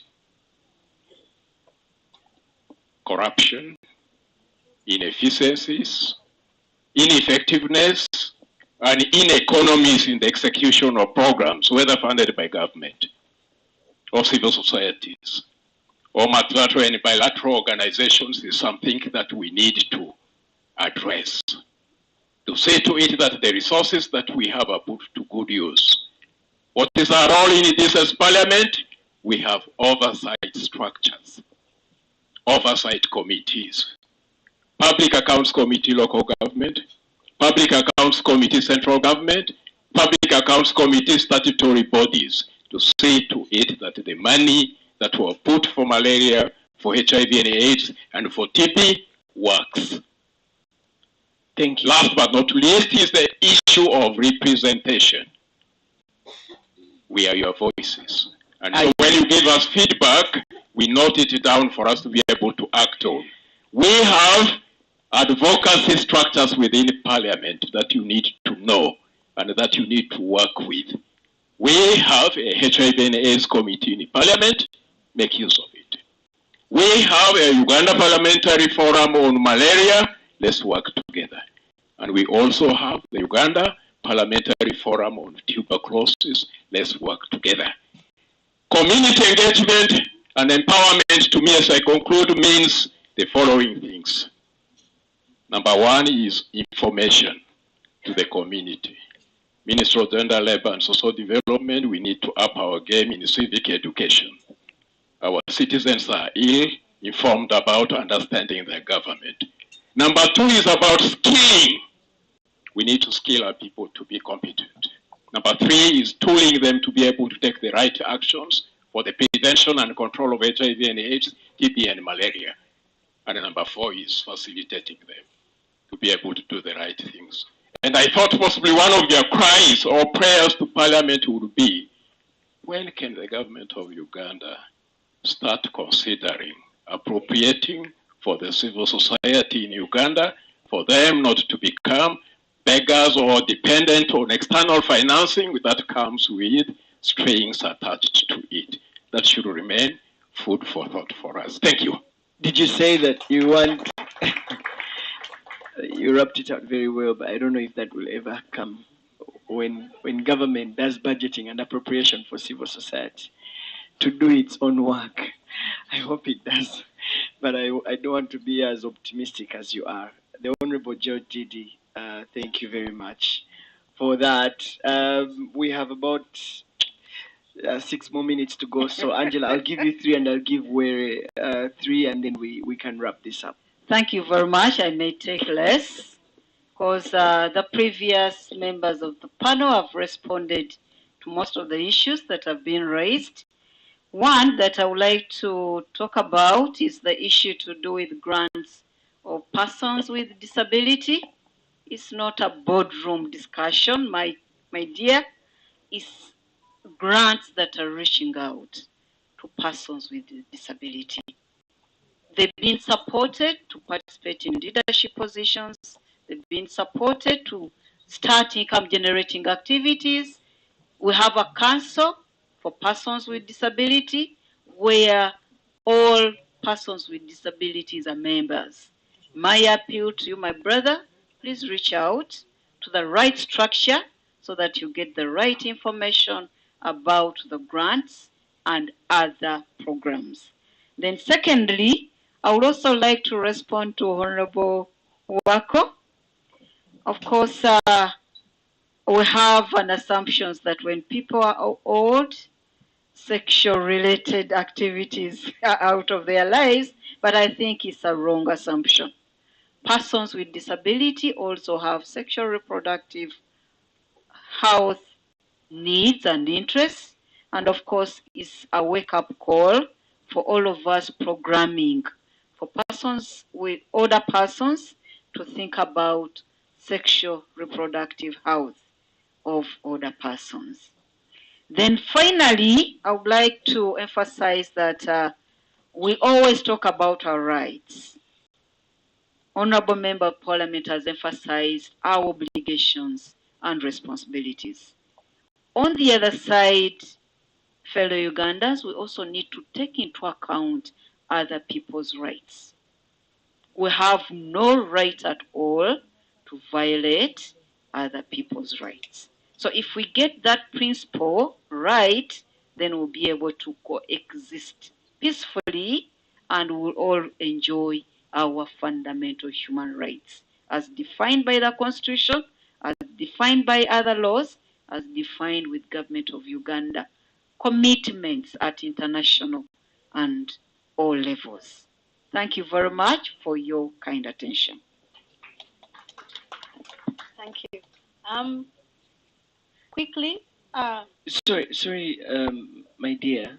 Is it Angela who was supposed to talk about the elderly persons so deeply? Okay. Are you convinced, ma'am?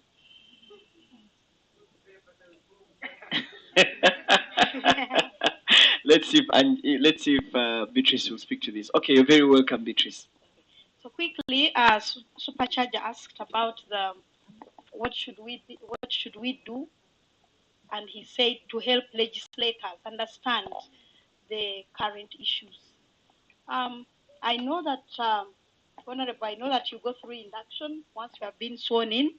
Maybe we should engage more with that process to see that at the point of induction, there's a package in term and a session on HIV, and to enable legislators come up to speed with the context. Because HIV is a dynamic challenge. So is TB, so is malaria. These are dynamic situations that change. By the time you leave Parliament, we shall have learned new things. By the time you came in, you were at a different tempo. So it's important to keep legislators updated with the current issues. And we should engage with you. We'll take it upon us.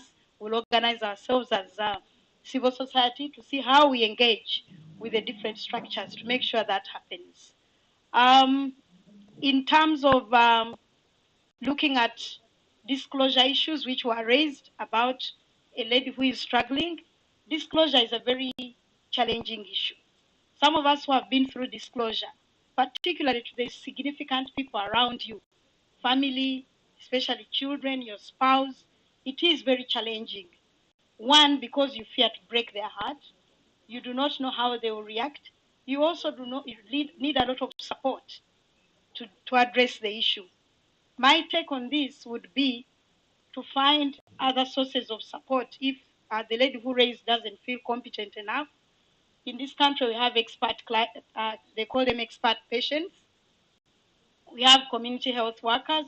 We have mothers to mothers. There's a big program of mothers to mothers by one organization that does a good job around that. And they have trained so many women, particularly in the Eastern region, around issues of disclosure, gender-based violence, and how these can be addressed. I am happy to engage with you to give you that contact, but also to refer the lady where she can get support from fellow women living with HIV and how some of us have overcome those barriers. Because there's a lot of fear of the unknown. I disclosed after 8 years to my family.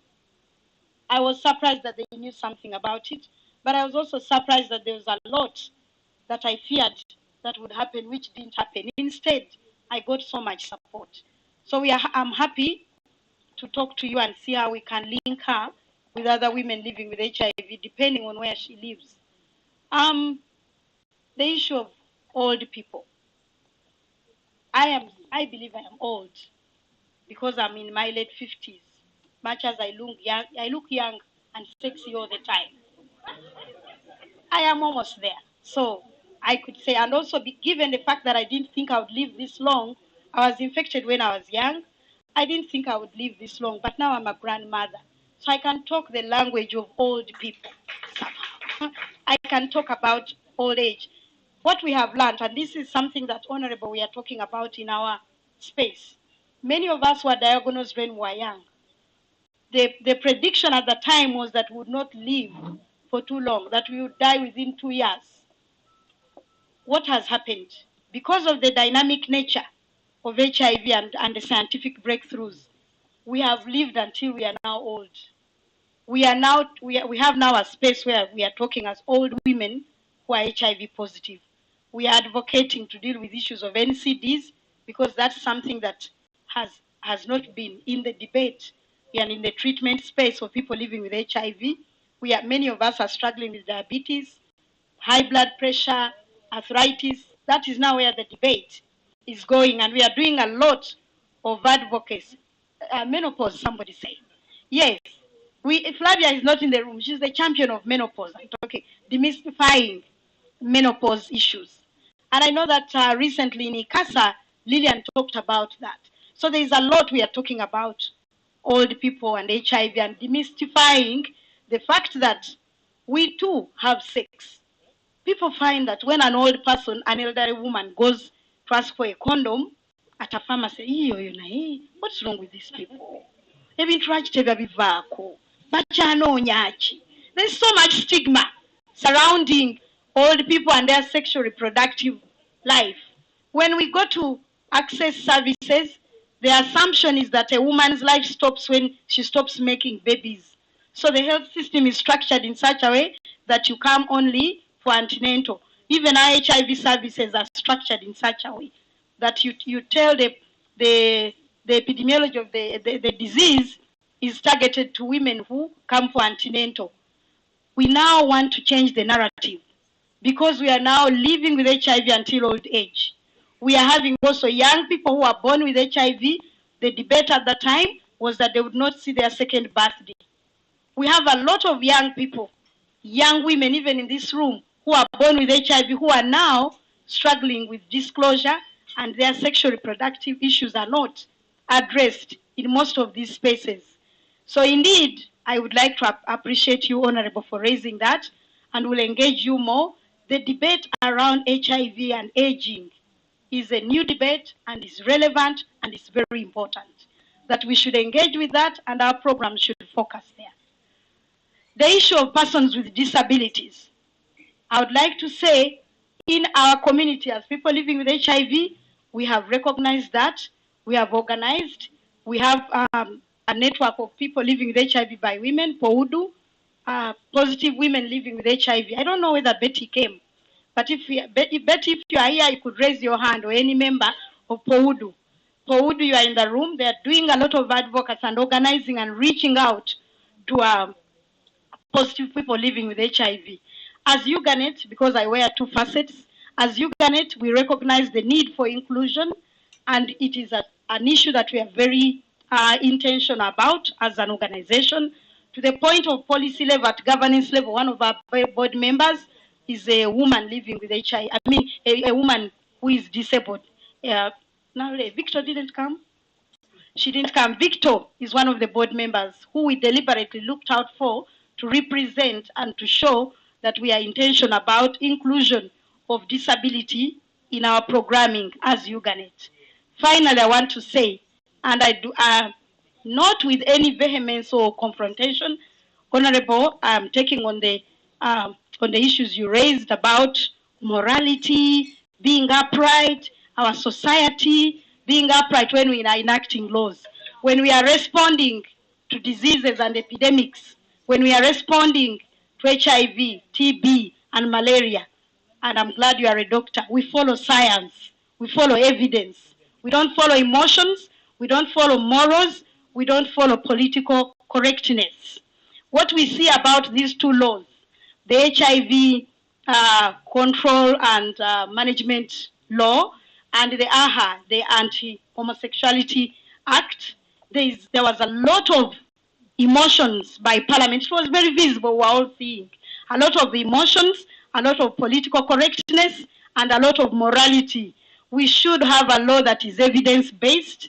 We should be advocating for laws that follow science and that are in line with the global instruments of human rights, public health, and the evidence that we know from WHO. I would pray that next time you engage on things like this, Honorable, you follow science, you follow evidence. I want to thank you very much for giving me this opportunity. All right, Beatrice Were, ladies and gentlemen. Oh, you wanted to say something, Bishop? Yes, of course. Let me pass the mic to you with this. To rejoin on Beatrice's point, Honorable MP.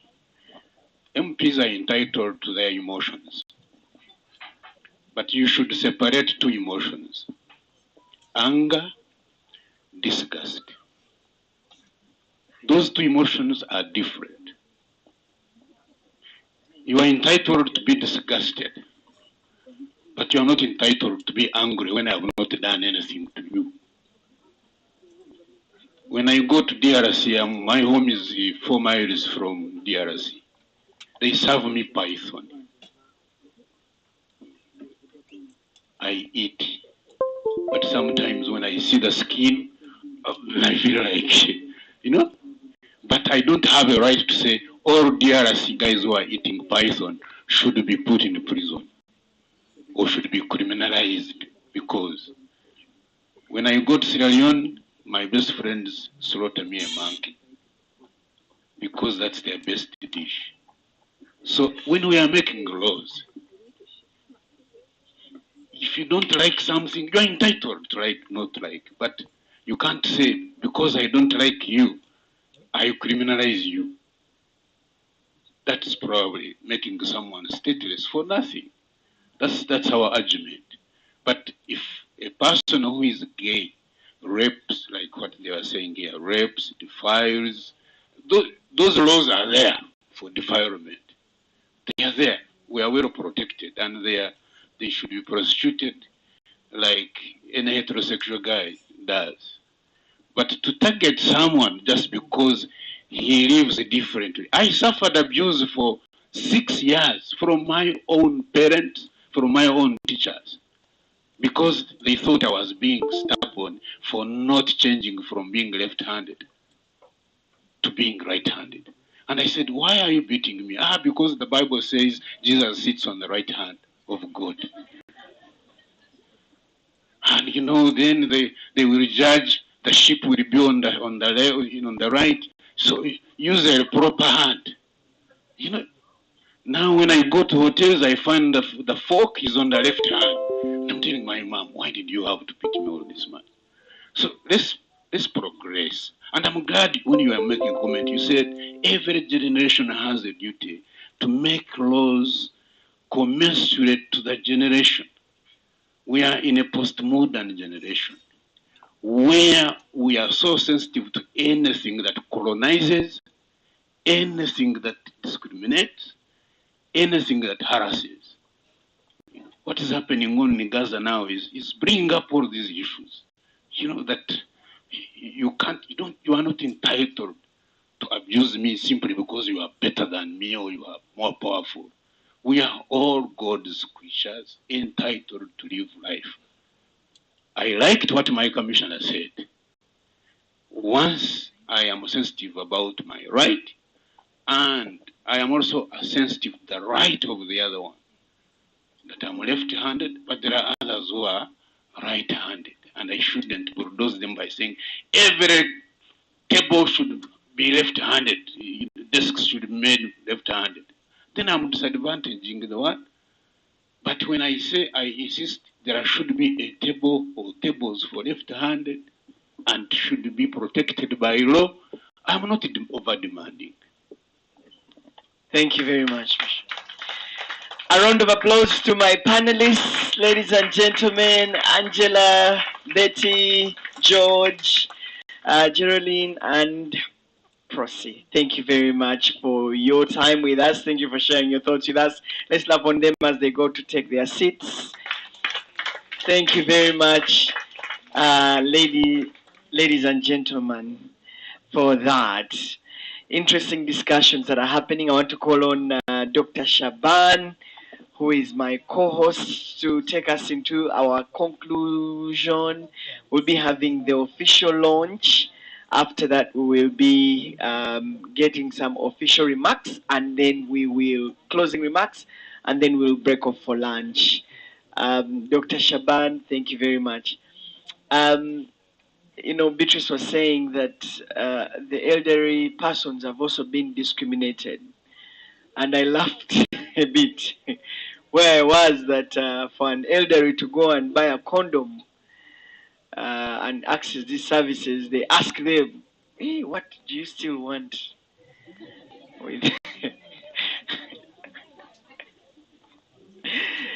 Dr. Shaban, over to you. Okay.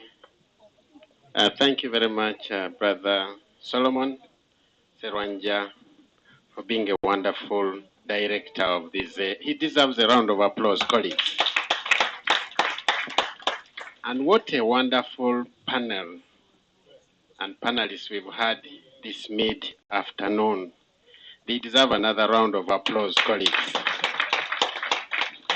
Thank you, thank you, thank you, our panelists for today. Ladies and gentlemen, we are coming towards the start of the close of our high-level dialogue. And mine is to thank Uganet again for making it possible for the country to have this dialogue. It's one of those things that make everyone happy, especially if you're a human rights defender and you are for equity, not just equality, but equity, justice, and fairness. So thank you very much, Uganet. I want to draw your attention to the program. And as you can see, we've done quite a commendable job. Right about now, we want to witness an important ceremony, and that is the launch of our IEC materials that we have developed with the efforts of many of the stakeholders gathered here. But before we reach that epitome moment, allow me to recognize very, very important people who joined us as the discussions were going on. And one of them has already cheated my time. He has added a rejoinder to the panelists as they were concluding and this is none other than Professor Canon Gideon Biamgesha. That one is a veteran member of the steering committee for the equity plan, but most importantly, he's the vice chairperson for the board of Yoganet that has organized this event jointly with us. So a round of applause to Professor. Professor, it's always an honor to have you. I was worried when I was not seeing you in the room. I sent frantic messages on our chat saying this cannot end without you being here, but we thank God that you've been able to make it. The other important member is none other than my best friend, Victor Narule, who happens to be a member that has just been talked about here. She's a member of the Uganet board as well. Can you raise up your hand so that people can see you? That is our beloved sister, Victor Narule. Now, ladies and gentlemen, remember that at the time we were opening and just after the guest speaker, keynote speaker, we were supposed to have had a few maybe a few highlights from the structure that oversees implementation of the equity plan since its launch. And we have the chairperson within our midst. I don't know whether he wants to say one or two words to us as we are coming to the close of this, but this is none other than Dr. Hudson Balidawa from the Ministry of Health. He happens to chair. Doctor, please have 1 minute. Let me ask you for 1 minute of your time. I know Professor is going to speak to us, but come and say one or two things. Dr. Hudson is here not only in the capacity of chairperson of the steering committee, but also representing the Ministry of Health. So if there is anything policy related, issues of stockouts that are looming and people, the community members have already complained here, please find time and respond so that people go back happy after this high-level dialogue. Over to you, Dr. Hudson. Thank you very much. I think I was here early on and they rushed to go and do the signing of the grants, which was postponed, but I decided to come back. So as protocols were being mentioned, I also observed all of them. And thank you for coming. This is the fifth dialogue, and we have been in it actually for all the times that it has happened. I work for the Ministry of Health and in the HIV HIV program, and I oversee the HIV grants supported by Global Fund. But I think I'm known for other things in HIV. Yeah, but so we're lucky to have the equity plan with us. Whenever you are talking outside Uganda and you say you have an equity plan, some people actually are quiet. They don't proceed because they know you have already pronounced yourself on the equity plan. Very many countries are still gambling with the equity plan. But I also chair the steering committee for the equity plan. It's something that we are trying to make sure that it's institutionalized and people really take it to guide removing barriers of access to HIV, TB, and malaria. We also recognize all the other efforts that are being done to really make sure that barriers to access to other diseases are also removed. It is a collaborative effort, and with stakeholders, it's really progressing very well. And I thank all people who come and sit in the equity committee, because without the members, the steering committee is actually not very, very useful. A number of partners have committed. I've always asked the Secretariat to make sure that partners come and present their efforts so that we get record of them. And today would have even pronounced a number of results that people have been achieving. We also supported by Global Fund did an initiative to make sure that it is in place. We have evaluated a number of our efforts using the guidance, and we see it's very, very, very good that we have the equity plan as people are implementing. I just want us, since the members, big members of the committee are here, we need to decentralize the secretariat so that even at the district, there is also an equity plan secretariat, because I mean, we cannot always sit here that, the secretariat, yet actually where things happen, we don't have, so we need to decentralize this effort, and the next discussions would be how do we decentralize the secretariat for equity plan. Otherwise, thank you very much. I don't want to spend a lot of time. I thank you for inviting me. And I think the ministry is with us. Many of the senior colleagues in the ministry are outside the ministry. Everybody is outside the country. So I think they wouldn't be able to come here. But since we are together, the same boat, I think we shall move together. If there's anything, I will refer it to the relevant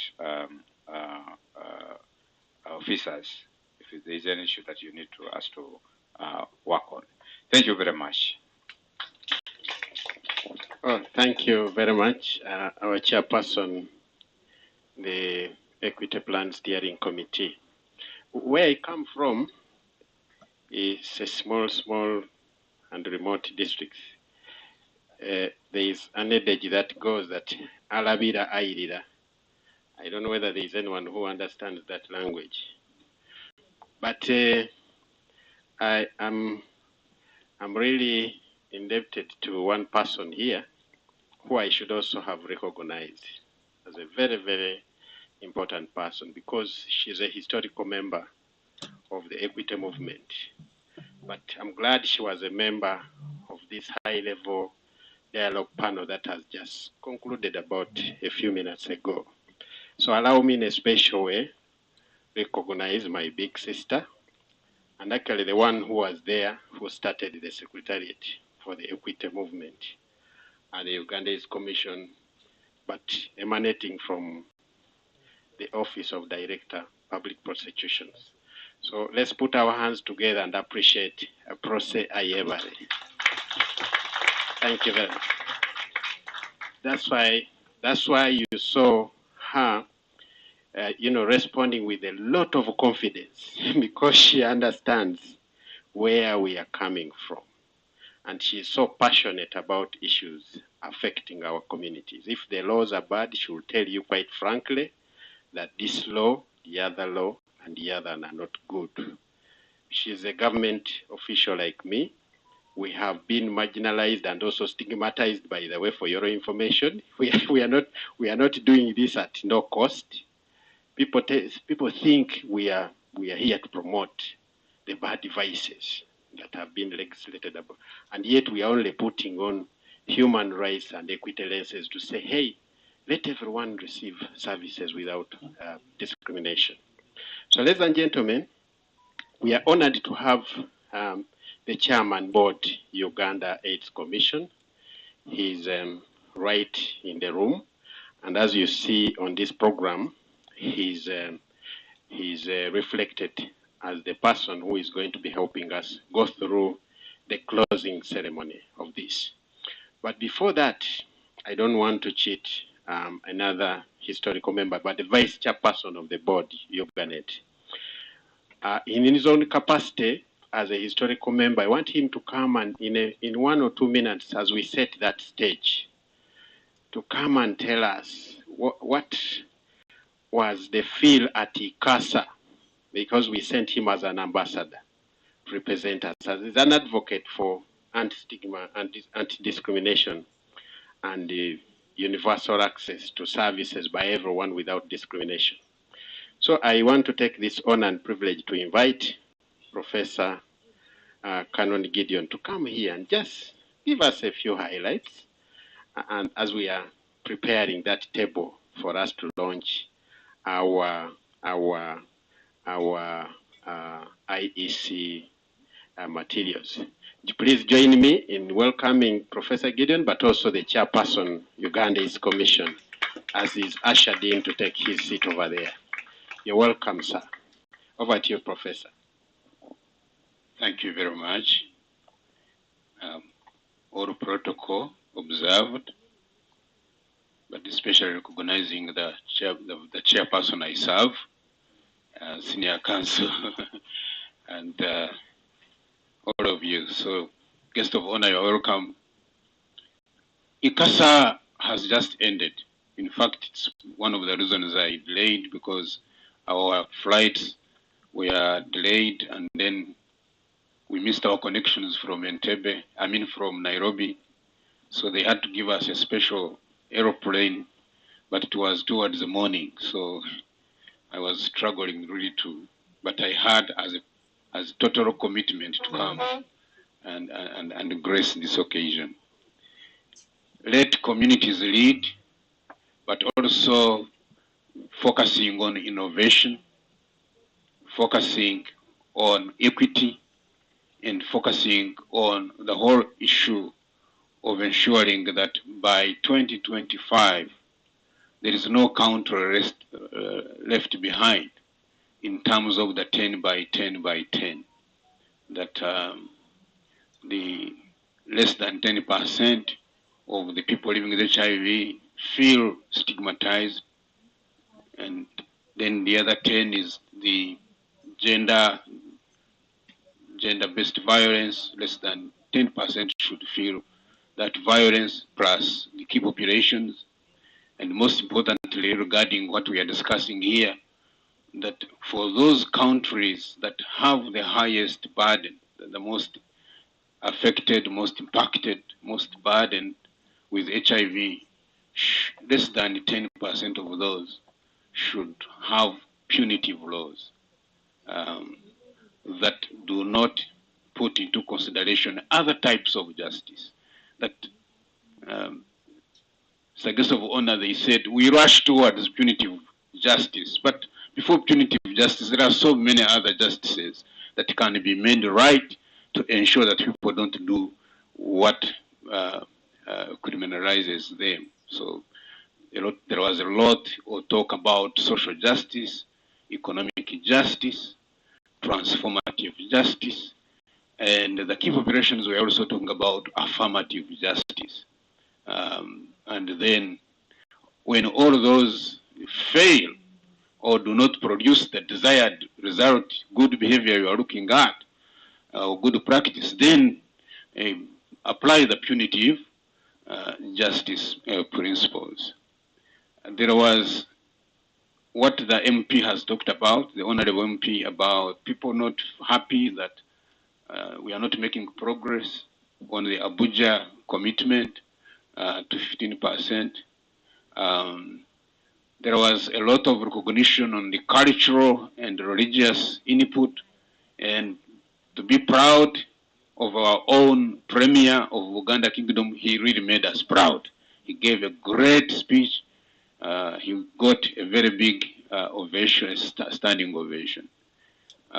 Yeah, I think that's what I remember. Plus, of course, the fact that Botswana is continuing to challenge us on so many fronts. They pay their medicines. They are going to 99%. We are still talking of 95, but for them they are talking of 99 in almost all variables. So Botswana is challenging. And then they said something that we could learn from, since we have kingdoms here. They said they have a lower council, that the parliament cannot pass laws unless that lower council of chiefs and and kings have vetted them to see whether they are appropriate for their people. Thank you very much, Dr. Shaban. For equity purposes, I learned and I still came committed that come 2030, Uganda will be one of the countries being announced as the first highest burdened country to have left no one behind in ending epidemic. Thank you very, very much, Professor. So, ladies and gentlemen, you would have missed those highlights from the CASA. You know, the world is a global village now. We needed to hear from the person who was there when it was happening. So thank you very much for representing us in the equity movement, and thank you so much for being passionate about ensuring you don't leave anyone behind. So ladies and gentlemen, we have quite good work, commendable, that Uganet as an organization has put their hands on, and we need to appreciate them. So around about now, I want to invite Faith to come and tell us what is this package about in the shortest time possible, because we are about to suffer, loss of important people who should give us the signatures. And then at the end of it, it will culminate into us launching these materials. Over to you. Yeah, thank you very much. All protocol observed. My name is Halal Rubanga Faith. I head the Partnership, Performance and Training Department. It's an honor to have you with us here today. And I hope you still remember what our theme is: empowering communities to lead in addressing human rights related barriers to access to HIV, TB, and malaria services. I don't know if you heard about Uganet. Do you know about Uganet? Uganet is a human rights promoting organization. Our focus is also on gender justice. Gender justice, gender is male and female at least. And then we are saying that if we have vulnerable communities, they should have access to services, HIV, TB, and malaria services. In Uganet, we have 5 core pillars. The first is legal aid and community justice.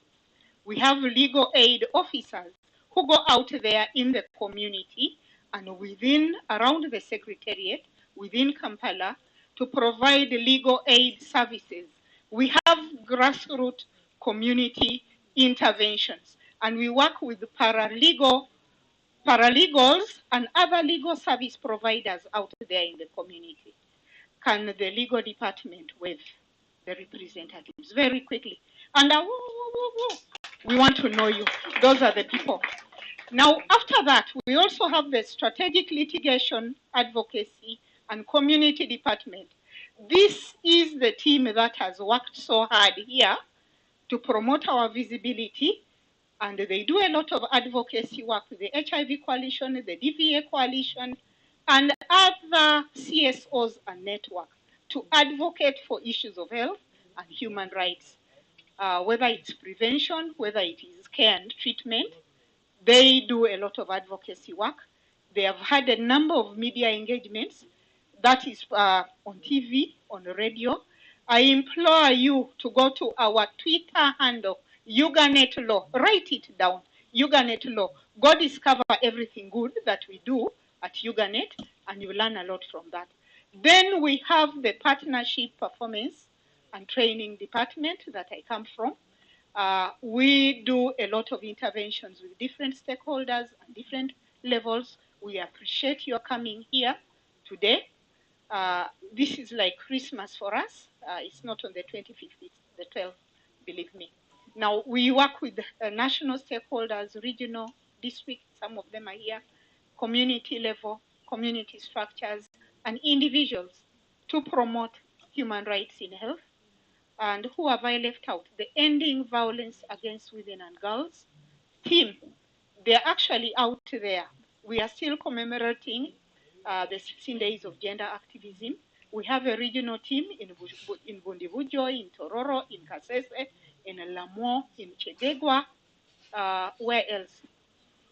I'll be reminded, but those are the sample districts that we have out there. And we have a shelter home. We have a shelter home, representatives of the shelter home wave to us. We have a shelter home for women who are in danger. Services are provided. Thank you, Commissioner. She's a member of the shelter home. Minister of Gender, Labour and Social Development gave us a lot of support when we were establishing the shelter home. Many of you, Minister of Health, also gave us support. And every actor has been supporting us in our interventions to keep women safe and to provide services. When you are talking about GBV response, shelter home interventions are one of them. And we have a toll-free line. If you need help, if you know somebody who needs help, ask them to call 0800 333 123. 0800 333 123. And that is our toll-free line. Don't think that I am a man, I will not get help. We provide psychosocial support, legal support, and access to medical services. And case management, we work in collaboration with the police. We are supposed to be launching our materials, and that is why I am here. We have a number of materials. Incidentally, I forgot the finance team. The finance team is the heart of the organization, and they make us move. And because of the finance team, we know what to do, and we are accountable for the funds that we are provided to implement the activities. Can the finance team please stand up? We love you, we appreciate you. Don't be too hard on us. Please stand up and wave to us. Thank you. So we are providing accountability here. We have stakeholders here. And yes, thank you very much. Now, back to the materials that we have. We are launching today our advocacy materials. We have an issue papers. This was done in collaboration with Amical. We went out there in the field. In the interest of time, I'll not go to details. This is an HIV issue paper. At one point, we'll carry the table to the back, and you can come over to the back, ask all the questions that you want. We went out to 31 districts, and we did the mapping of service delivery points. I know that district officials are transferred every now and then, but this is a consolidated directory, and it has contacts of stakeholders like you seated in the room here. We pray that we shall get more funds so that every year we shall keep updating. This is consolidated. It is almost national level. And then we have those that are at the district level. Busia, DCDO, this is a Busia directory. The DCDO from Busia is here. This is evidence of our work in your district. And because one of our focuses, one of our thematic areas, and one of what we do in the equity plan is stigma reduction.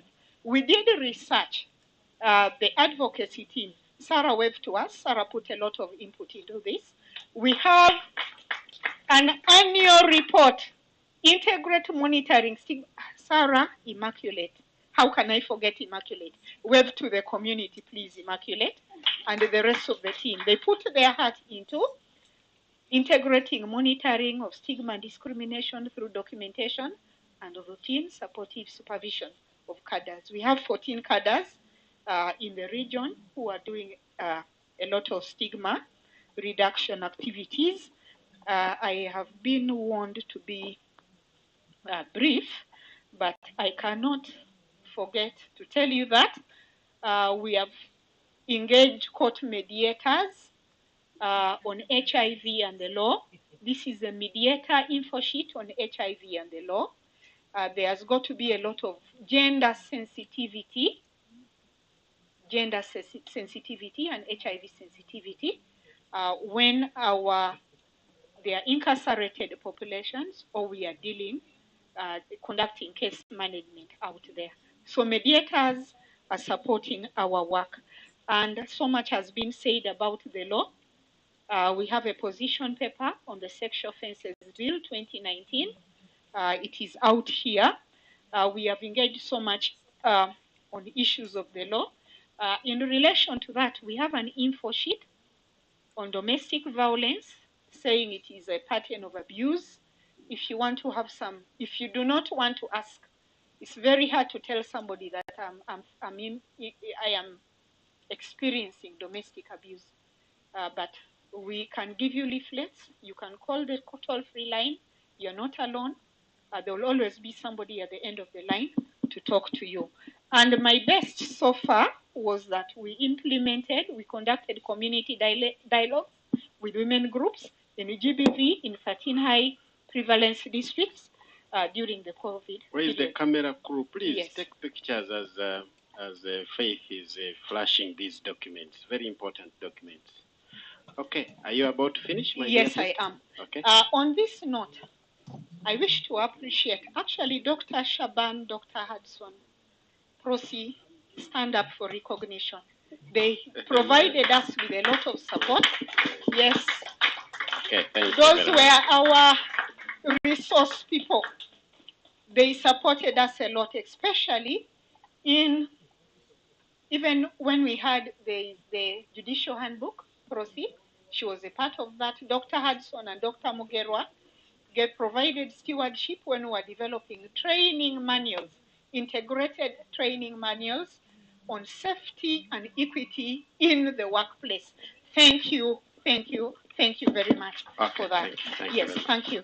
Now, I wish to invite I will start selfishly with our board chair. I'm going to do this with you jointly. Thank you. Can I therefore request that we do this together? Yes, And Doctor. I will invite our sister, the ED, Yoganet, to come and stand beside you. Come close as we invite our dignitaries to come and commission these materials. To begin with, I want to invite the chairperson, Yoganet Board, that has provided the strategic direction in which Yoganet is operating. And then you'll be followed by your counterpart, Chairman Board, Uganda AIDS Commission, since you are co-hosting this event. Madam Grace, can you offer them the instruments to endorse our symbol as a launch? So the camera crew, please get ready. Get ready, and we witnessed this important the climax of our dialogue. Over to you, Madam Grace. Please show the dignitaries where they are supposed to sign. That would be very wonderful. Thank you so much. That one, a round of applause, ladies and gentlemen, as the chairperson board endorses our documents that we've churned out. Next will be the chairperson board, Uganda AIDS Commission. Thank you so much for gracing our function, our dialogue, and for accepting to place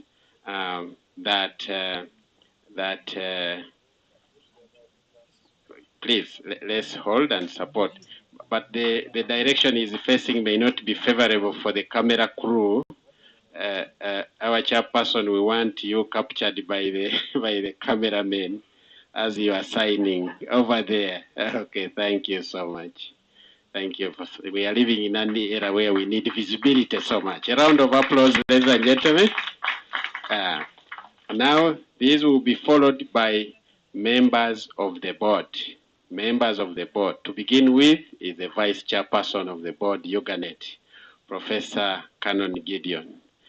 Kindly go for the right people. You see, now the camera crew has to shift. Please shift. We are talking about equity. Please shift, and we shift.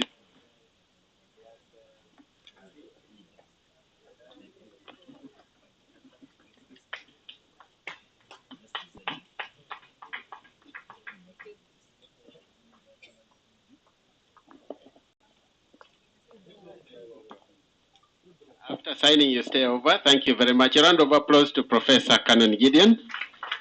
The remaining board members, Yoganet, my sister Betty, Victor Narule, Please. Exactly. You stay closer. Okay. So camera crew, are you ready to take the snap? Okay, that's very good. As she endorses our damage. She operates like Professor Canon Diginion, left-handed. You see? A round of applause as Victor signs that dummy. Thank you very much. The remaining board member? Okay, she's right there. Allow me now invite the chairperson of the steering committee, Dr. Hudson Validawa. Please, could you come? And the camera crew is ready to capture you as you sign this dummy. Next will be our honorable members of parliament present here. And I want to be gender sensitive. I want to start with a woman member of parliament representing us, the senior citizens. Madam, thank you for speaking so passionately about representation of the senior citizens, and we are glad to have you today. Yes. Okay. Dr. Dr. Boka, please. And it was by design. Now we go to the ministries, agencies, and departments, and this was not a bad thing to do. These are the most important people who move things. Now let us have our commissioner, our beloved commissioner, who was a very good panelist. Oh, there. Oh, you're also left-handed. So can the camera crew shift and capture our commissioner while she's my sister Grace, you must capture the moments. Come and support them as they sign. You should be there yourself to hold for them. Let the big people relax after signing, but you should be there so that you appear in most of these pictures.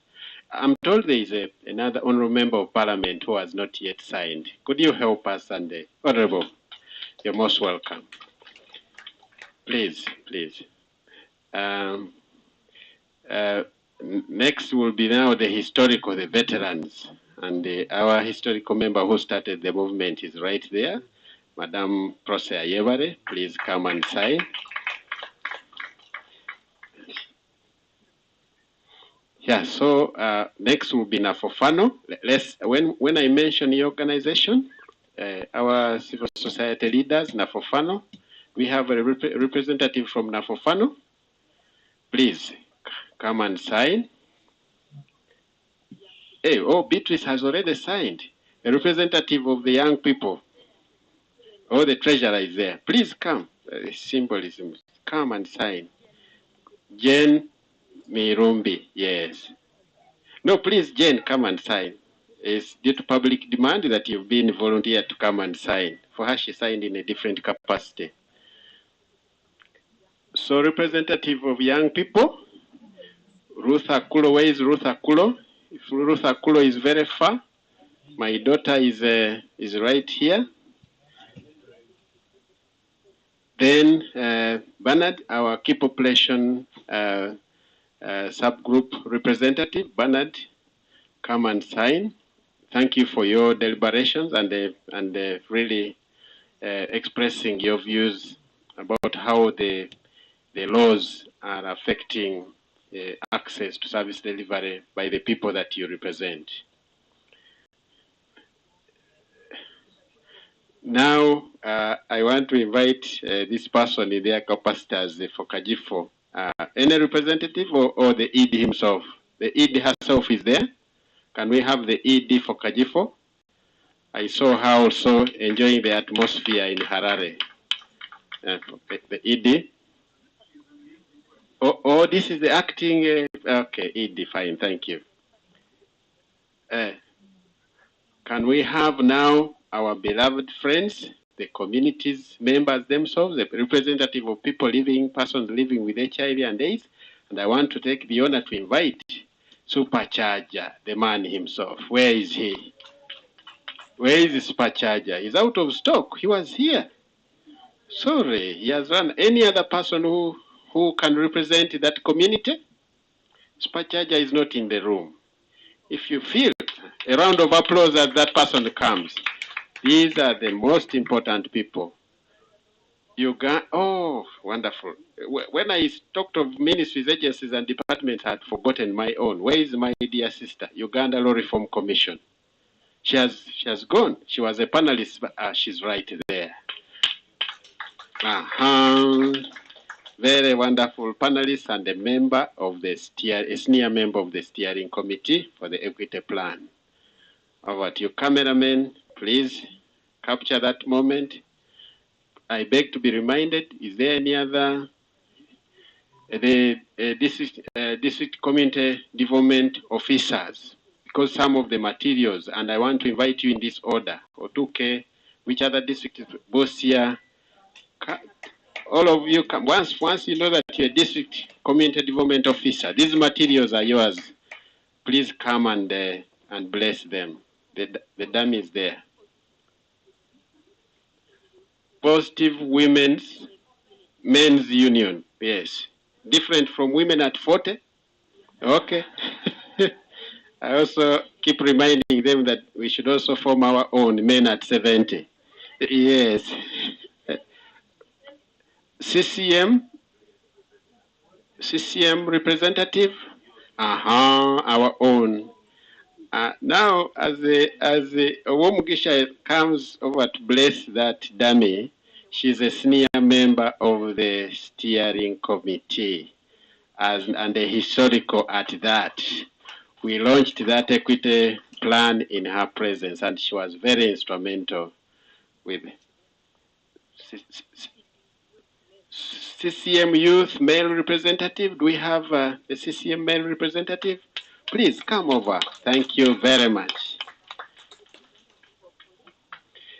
Do we have a representative from the law enforcement arm of government, police?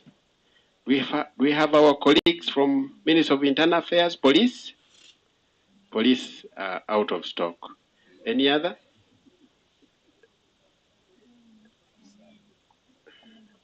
Okay. No, Uganda's commission is fully represented. Once the board chairperson signs, I'll sign later, last. Okay, so ladies and gentlemen, I think this marks the close of this ceremony, but the rest of us are going to be coming in slowly. You append your signature to that board. Allow me to make one consultation. Okay. Okay, thank you very much. I've been reminded that the members, these important people in front here, should actually stay behind and pose for a photograph. Very important and memorable photograph for the launch of our materials. So can the camera crew, arrange us in the best way we can stand for you to take the photo of the day? Yes. Can others spread out and you come this way? Others should go in front.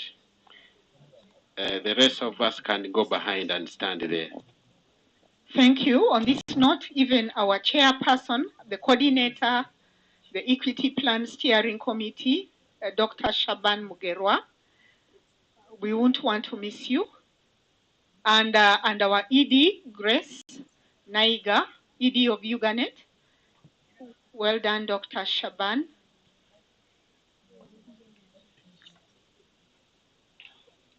I know we are all very important people. It's not that we have discriminated against you. We would love it if before the end of this activity, you all come and append your signatures on the dummy out in front there. And it is of great value to us that you append the signature. So, if some gentlemen, if you could go behind. If we could have some people behind, I think it would be, if we have some people behind.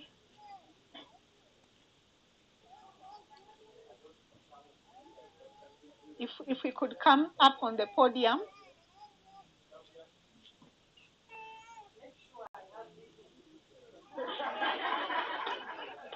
And ladies, tuck in your tummies. that is a joke.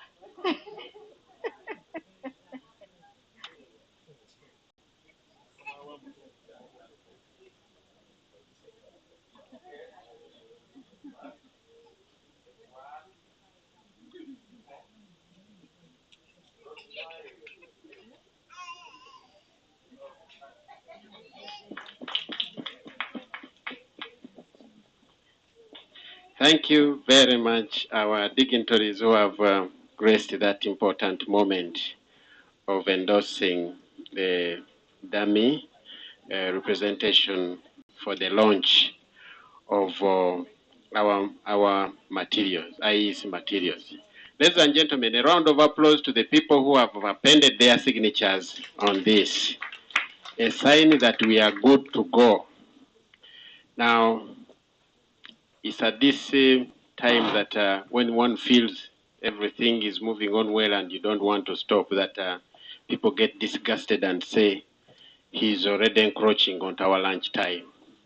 Ladies and gentlemen, allow me finally thank Uganet, the board of Uganet, the board, Uganda AIDS Commission, and all of you who really found time to come and join us on this important day. Allow me thank my bosses, the senior members of the steering committee. I can see my sister Geraldine here looking at me. Uganda Law Reform Commission, Prosea, but I'm just going to mention only those two. The rest you know yourself. Allow me most sincerely thank the honorable members of parliament who have graced this important day when we are commemorating the International Human Rights Day, but in our context as the equity responders and members of the equity movement. So it's now my singular honor and pleasure to invite the chairperson board, Uganda AIDS Commission, who is going to do a noble cause. Just speaking to us, he delivers this keynote speech and then he closes this high-level dialogue. Over to you, Dr. Mukoyo.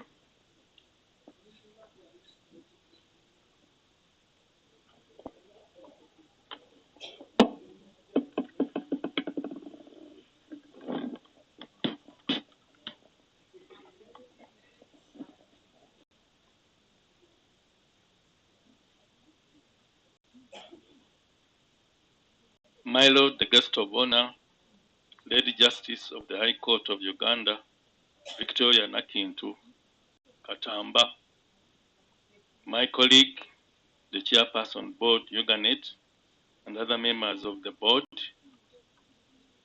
honorable members of parliament who are present, representatives from various ministries, departments, and agencies who are present, senior members of Equity Plan Sign Committee, our friends, the health development partners, including colleagues from the implementing partner organizations represented by TASO, members of civil society movement, program managers, TB, HIV, malaria programs, members from the academia, the staff of Uganet, my senior technical staff from Uganda AIDS Commission, representative from the media,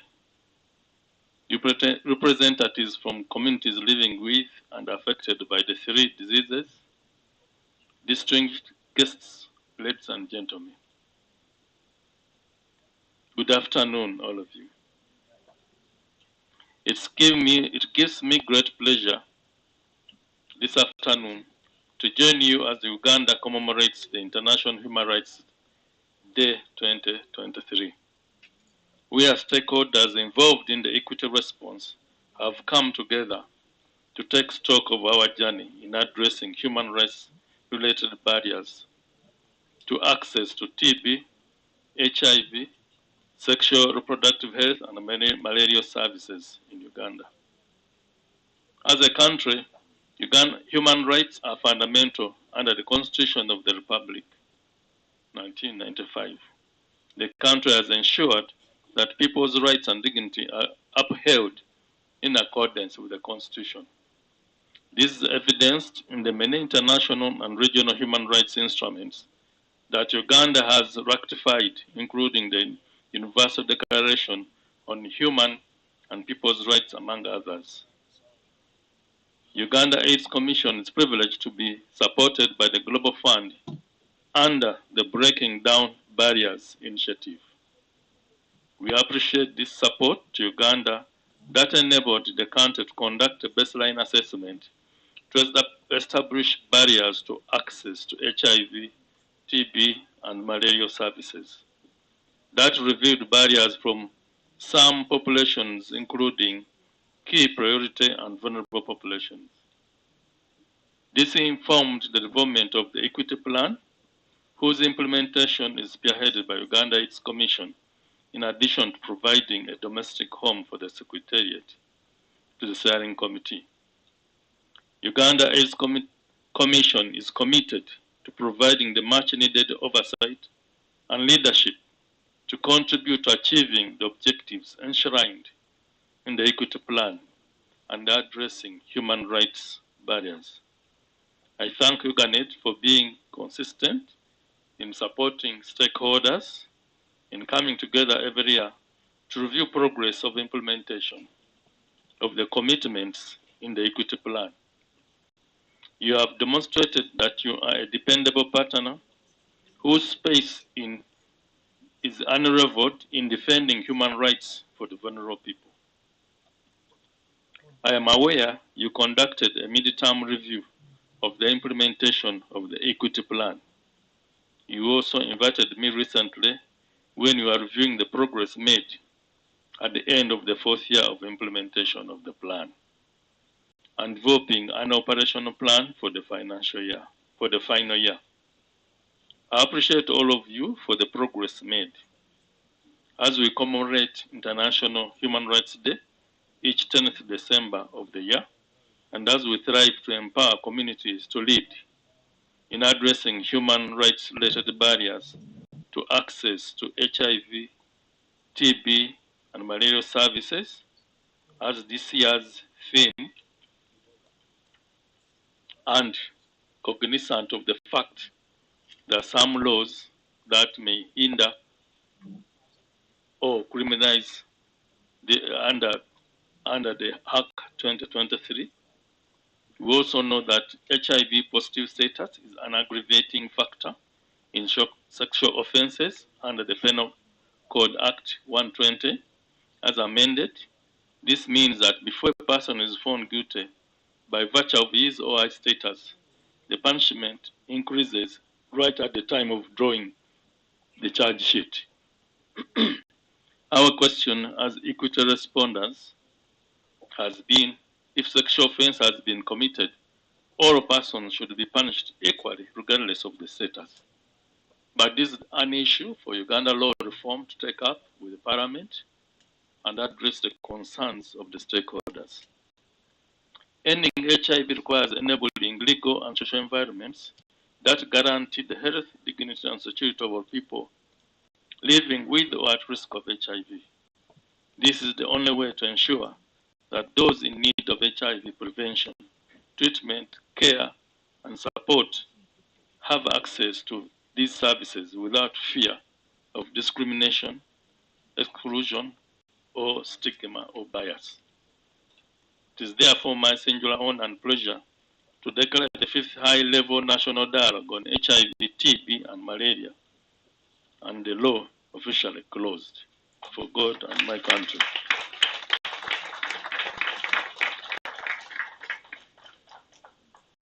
But I want to add for my own note, Uganda was selected as one of the 20 countries to undertake the Breaking Down Barriers initiative. You should clap for yourself. It means everything you've been talking about today, that in any way renders a barrier to access to service, be it HIV, be it TB or malaria, is those areas that should be addressed using the Equity Fund. So being members of the Equity Fund and the Steering Committee, take note that this is an opportunity to demonstrate to the whole world that using this approach, you've been able to address and made sure nobody is left behind. I thank you very much.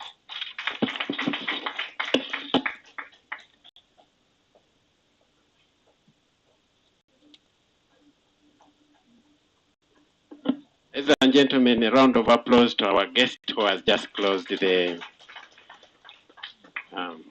Thank you very much, Chairman, Board Ugandese Commission. Thank you for accepting the invitation from your colleague, Chairperson Board Uganet, and for doing the noble cause or role of helping us close the first part of the events for the day.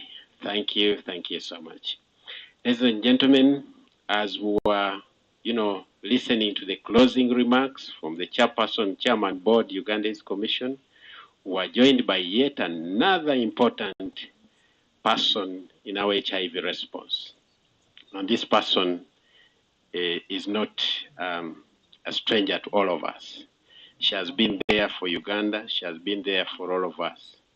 And she started the first indigenous HIV AIDS organization, the indigenous organization that has left a mark on the Ugandan landscape when it comes to responding to HIV and AIDS, when there was the much needed support to people who are affected and living with HIV and AIDS at the time.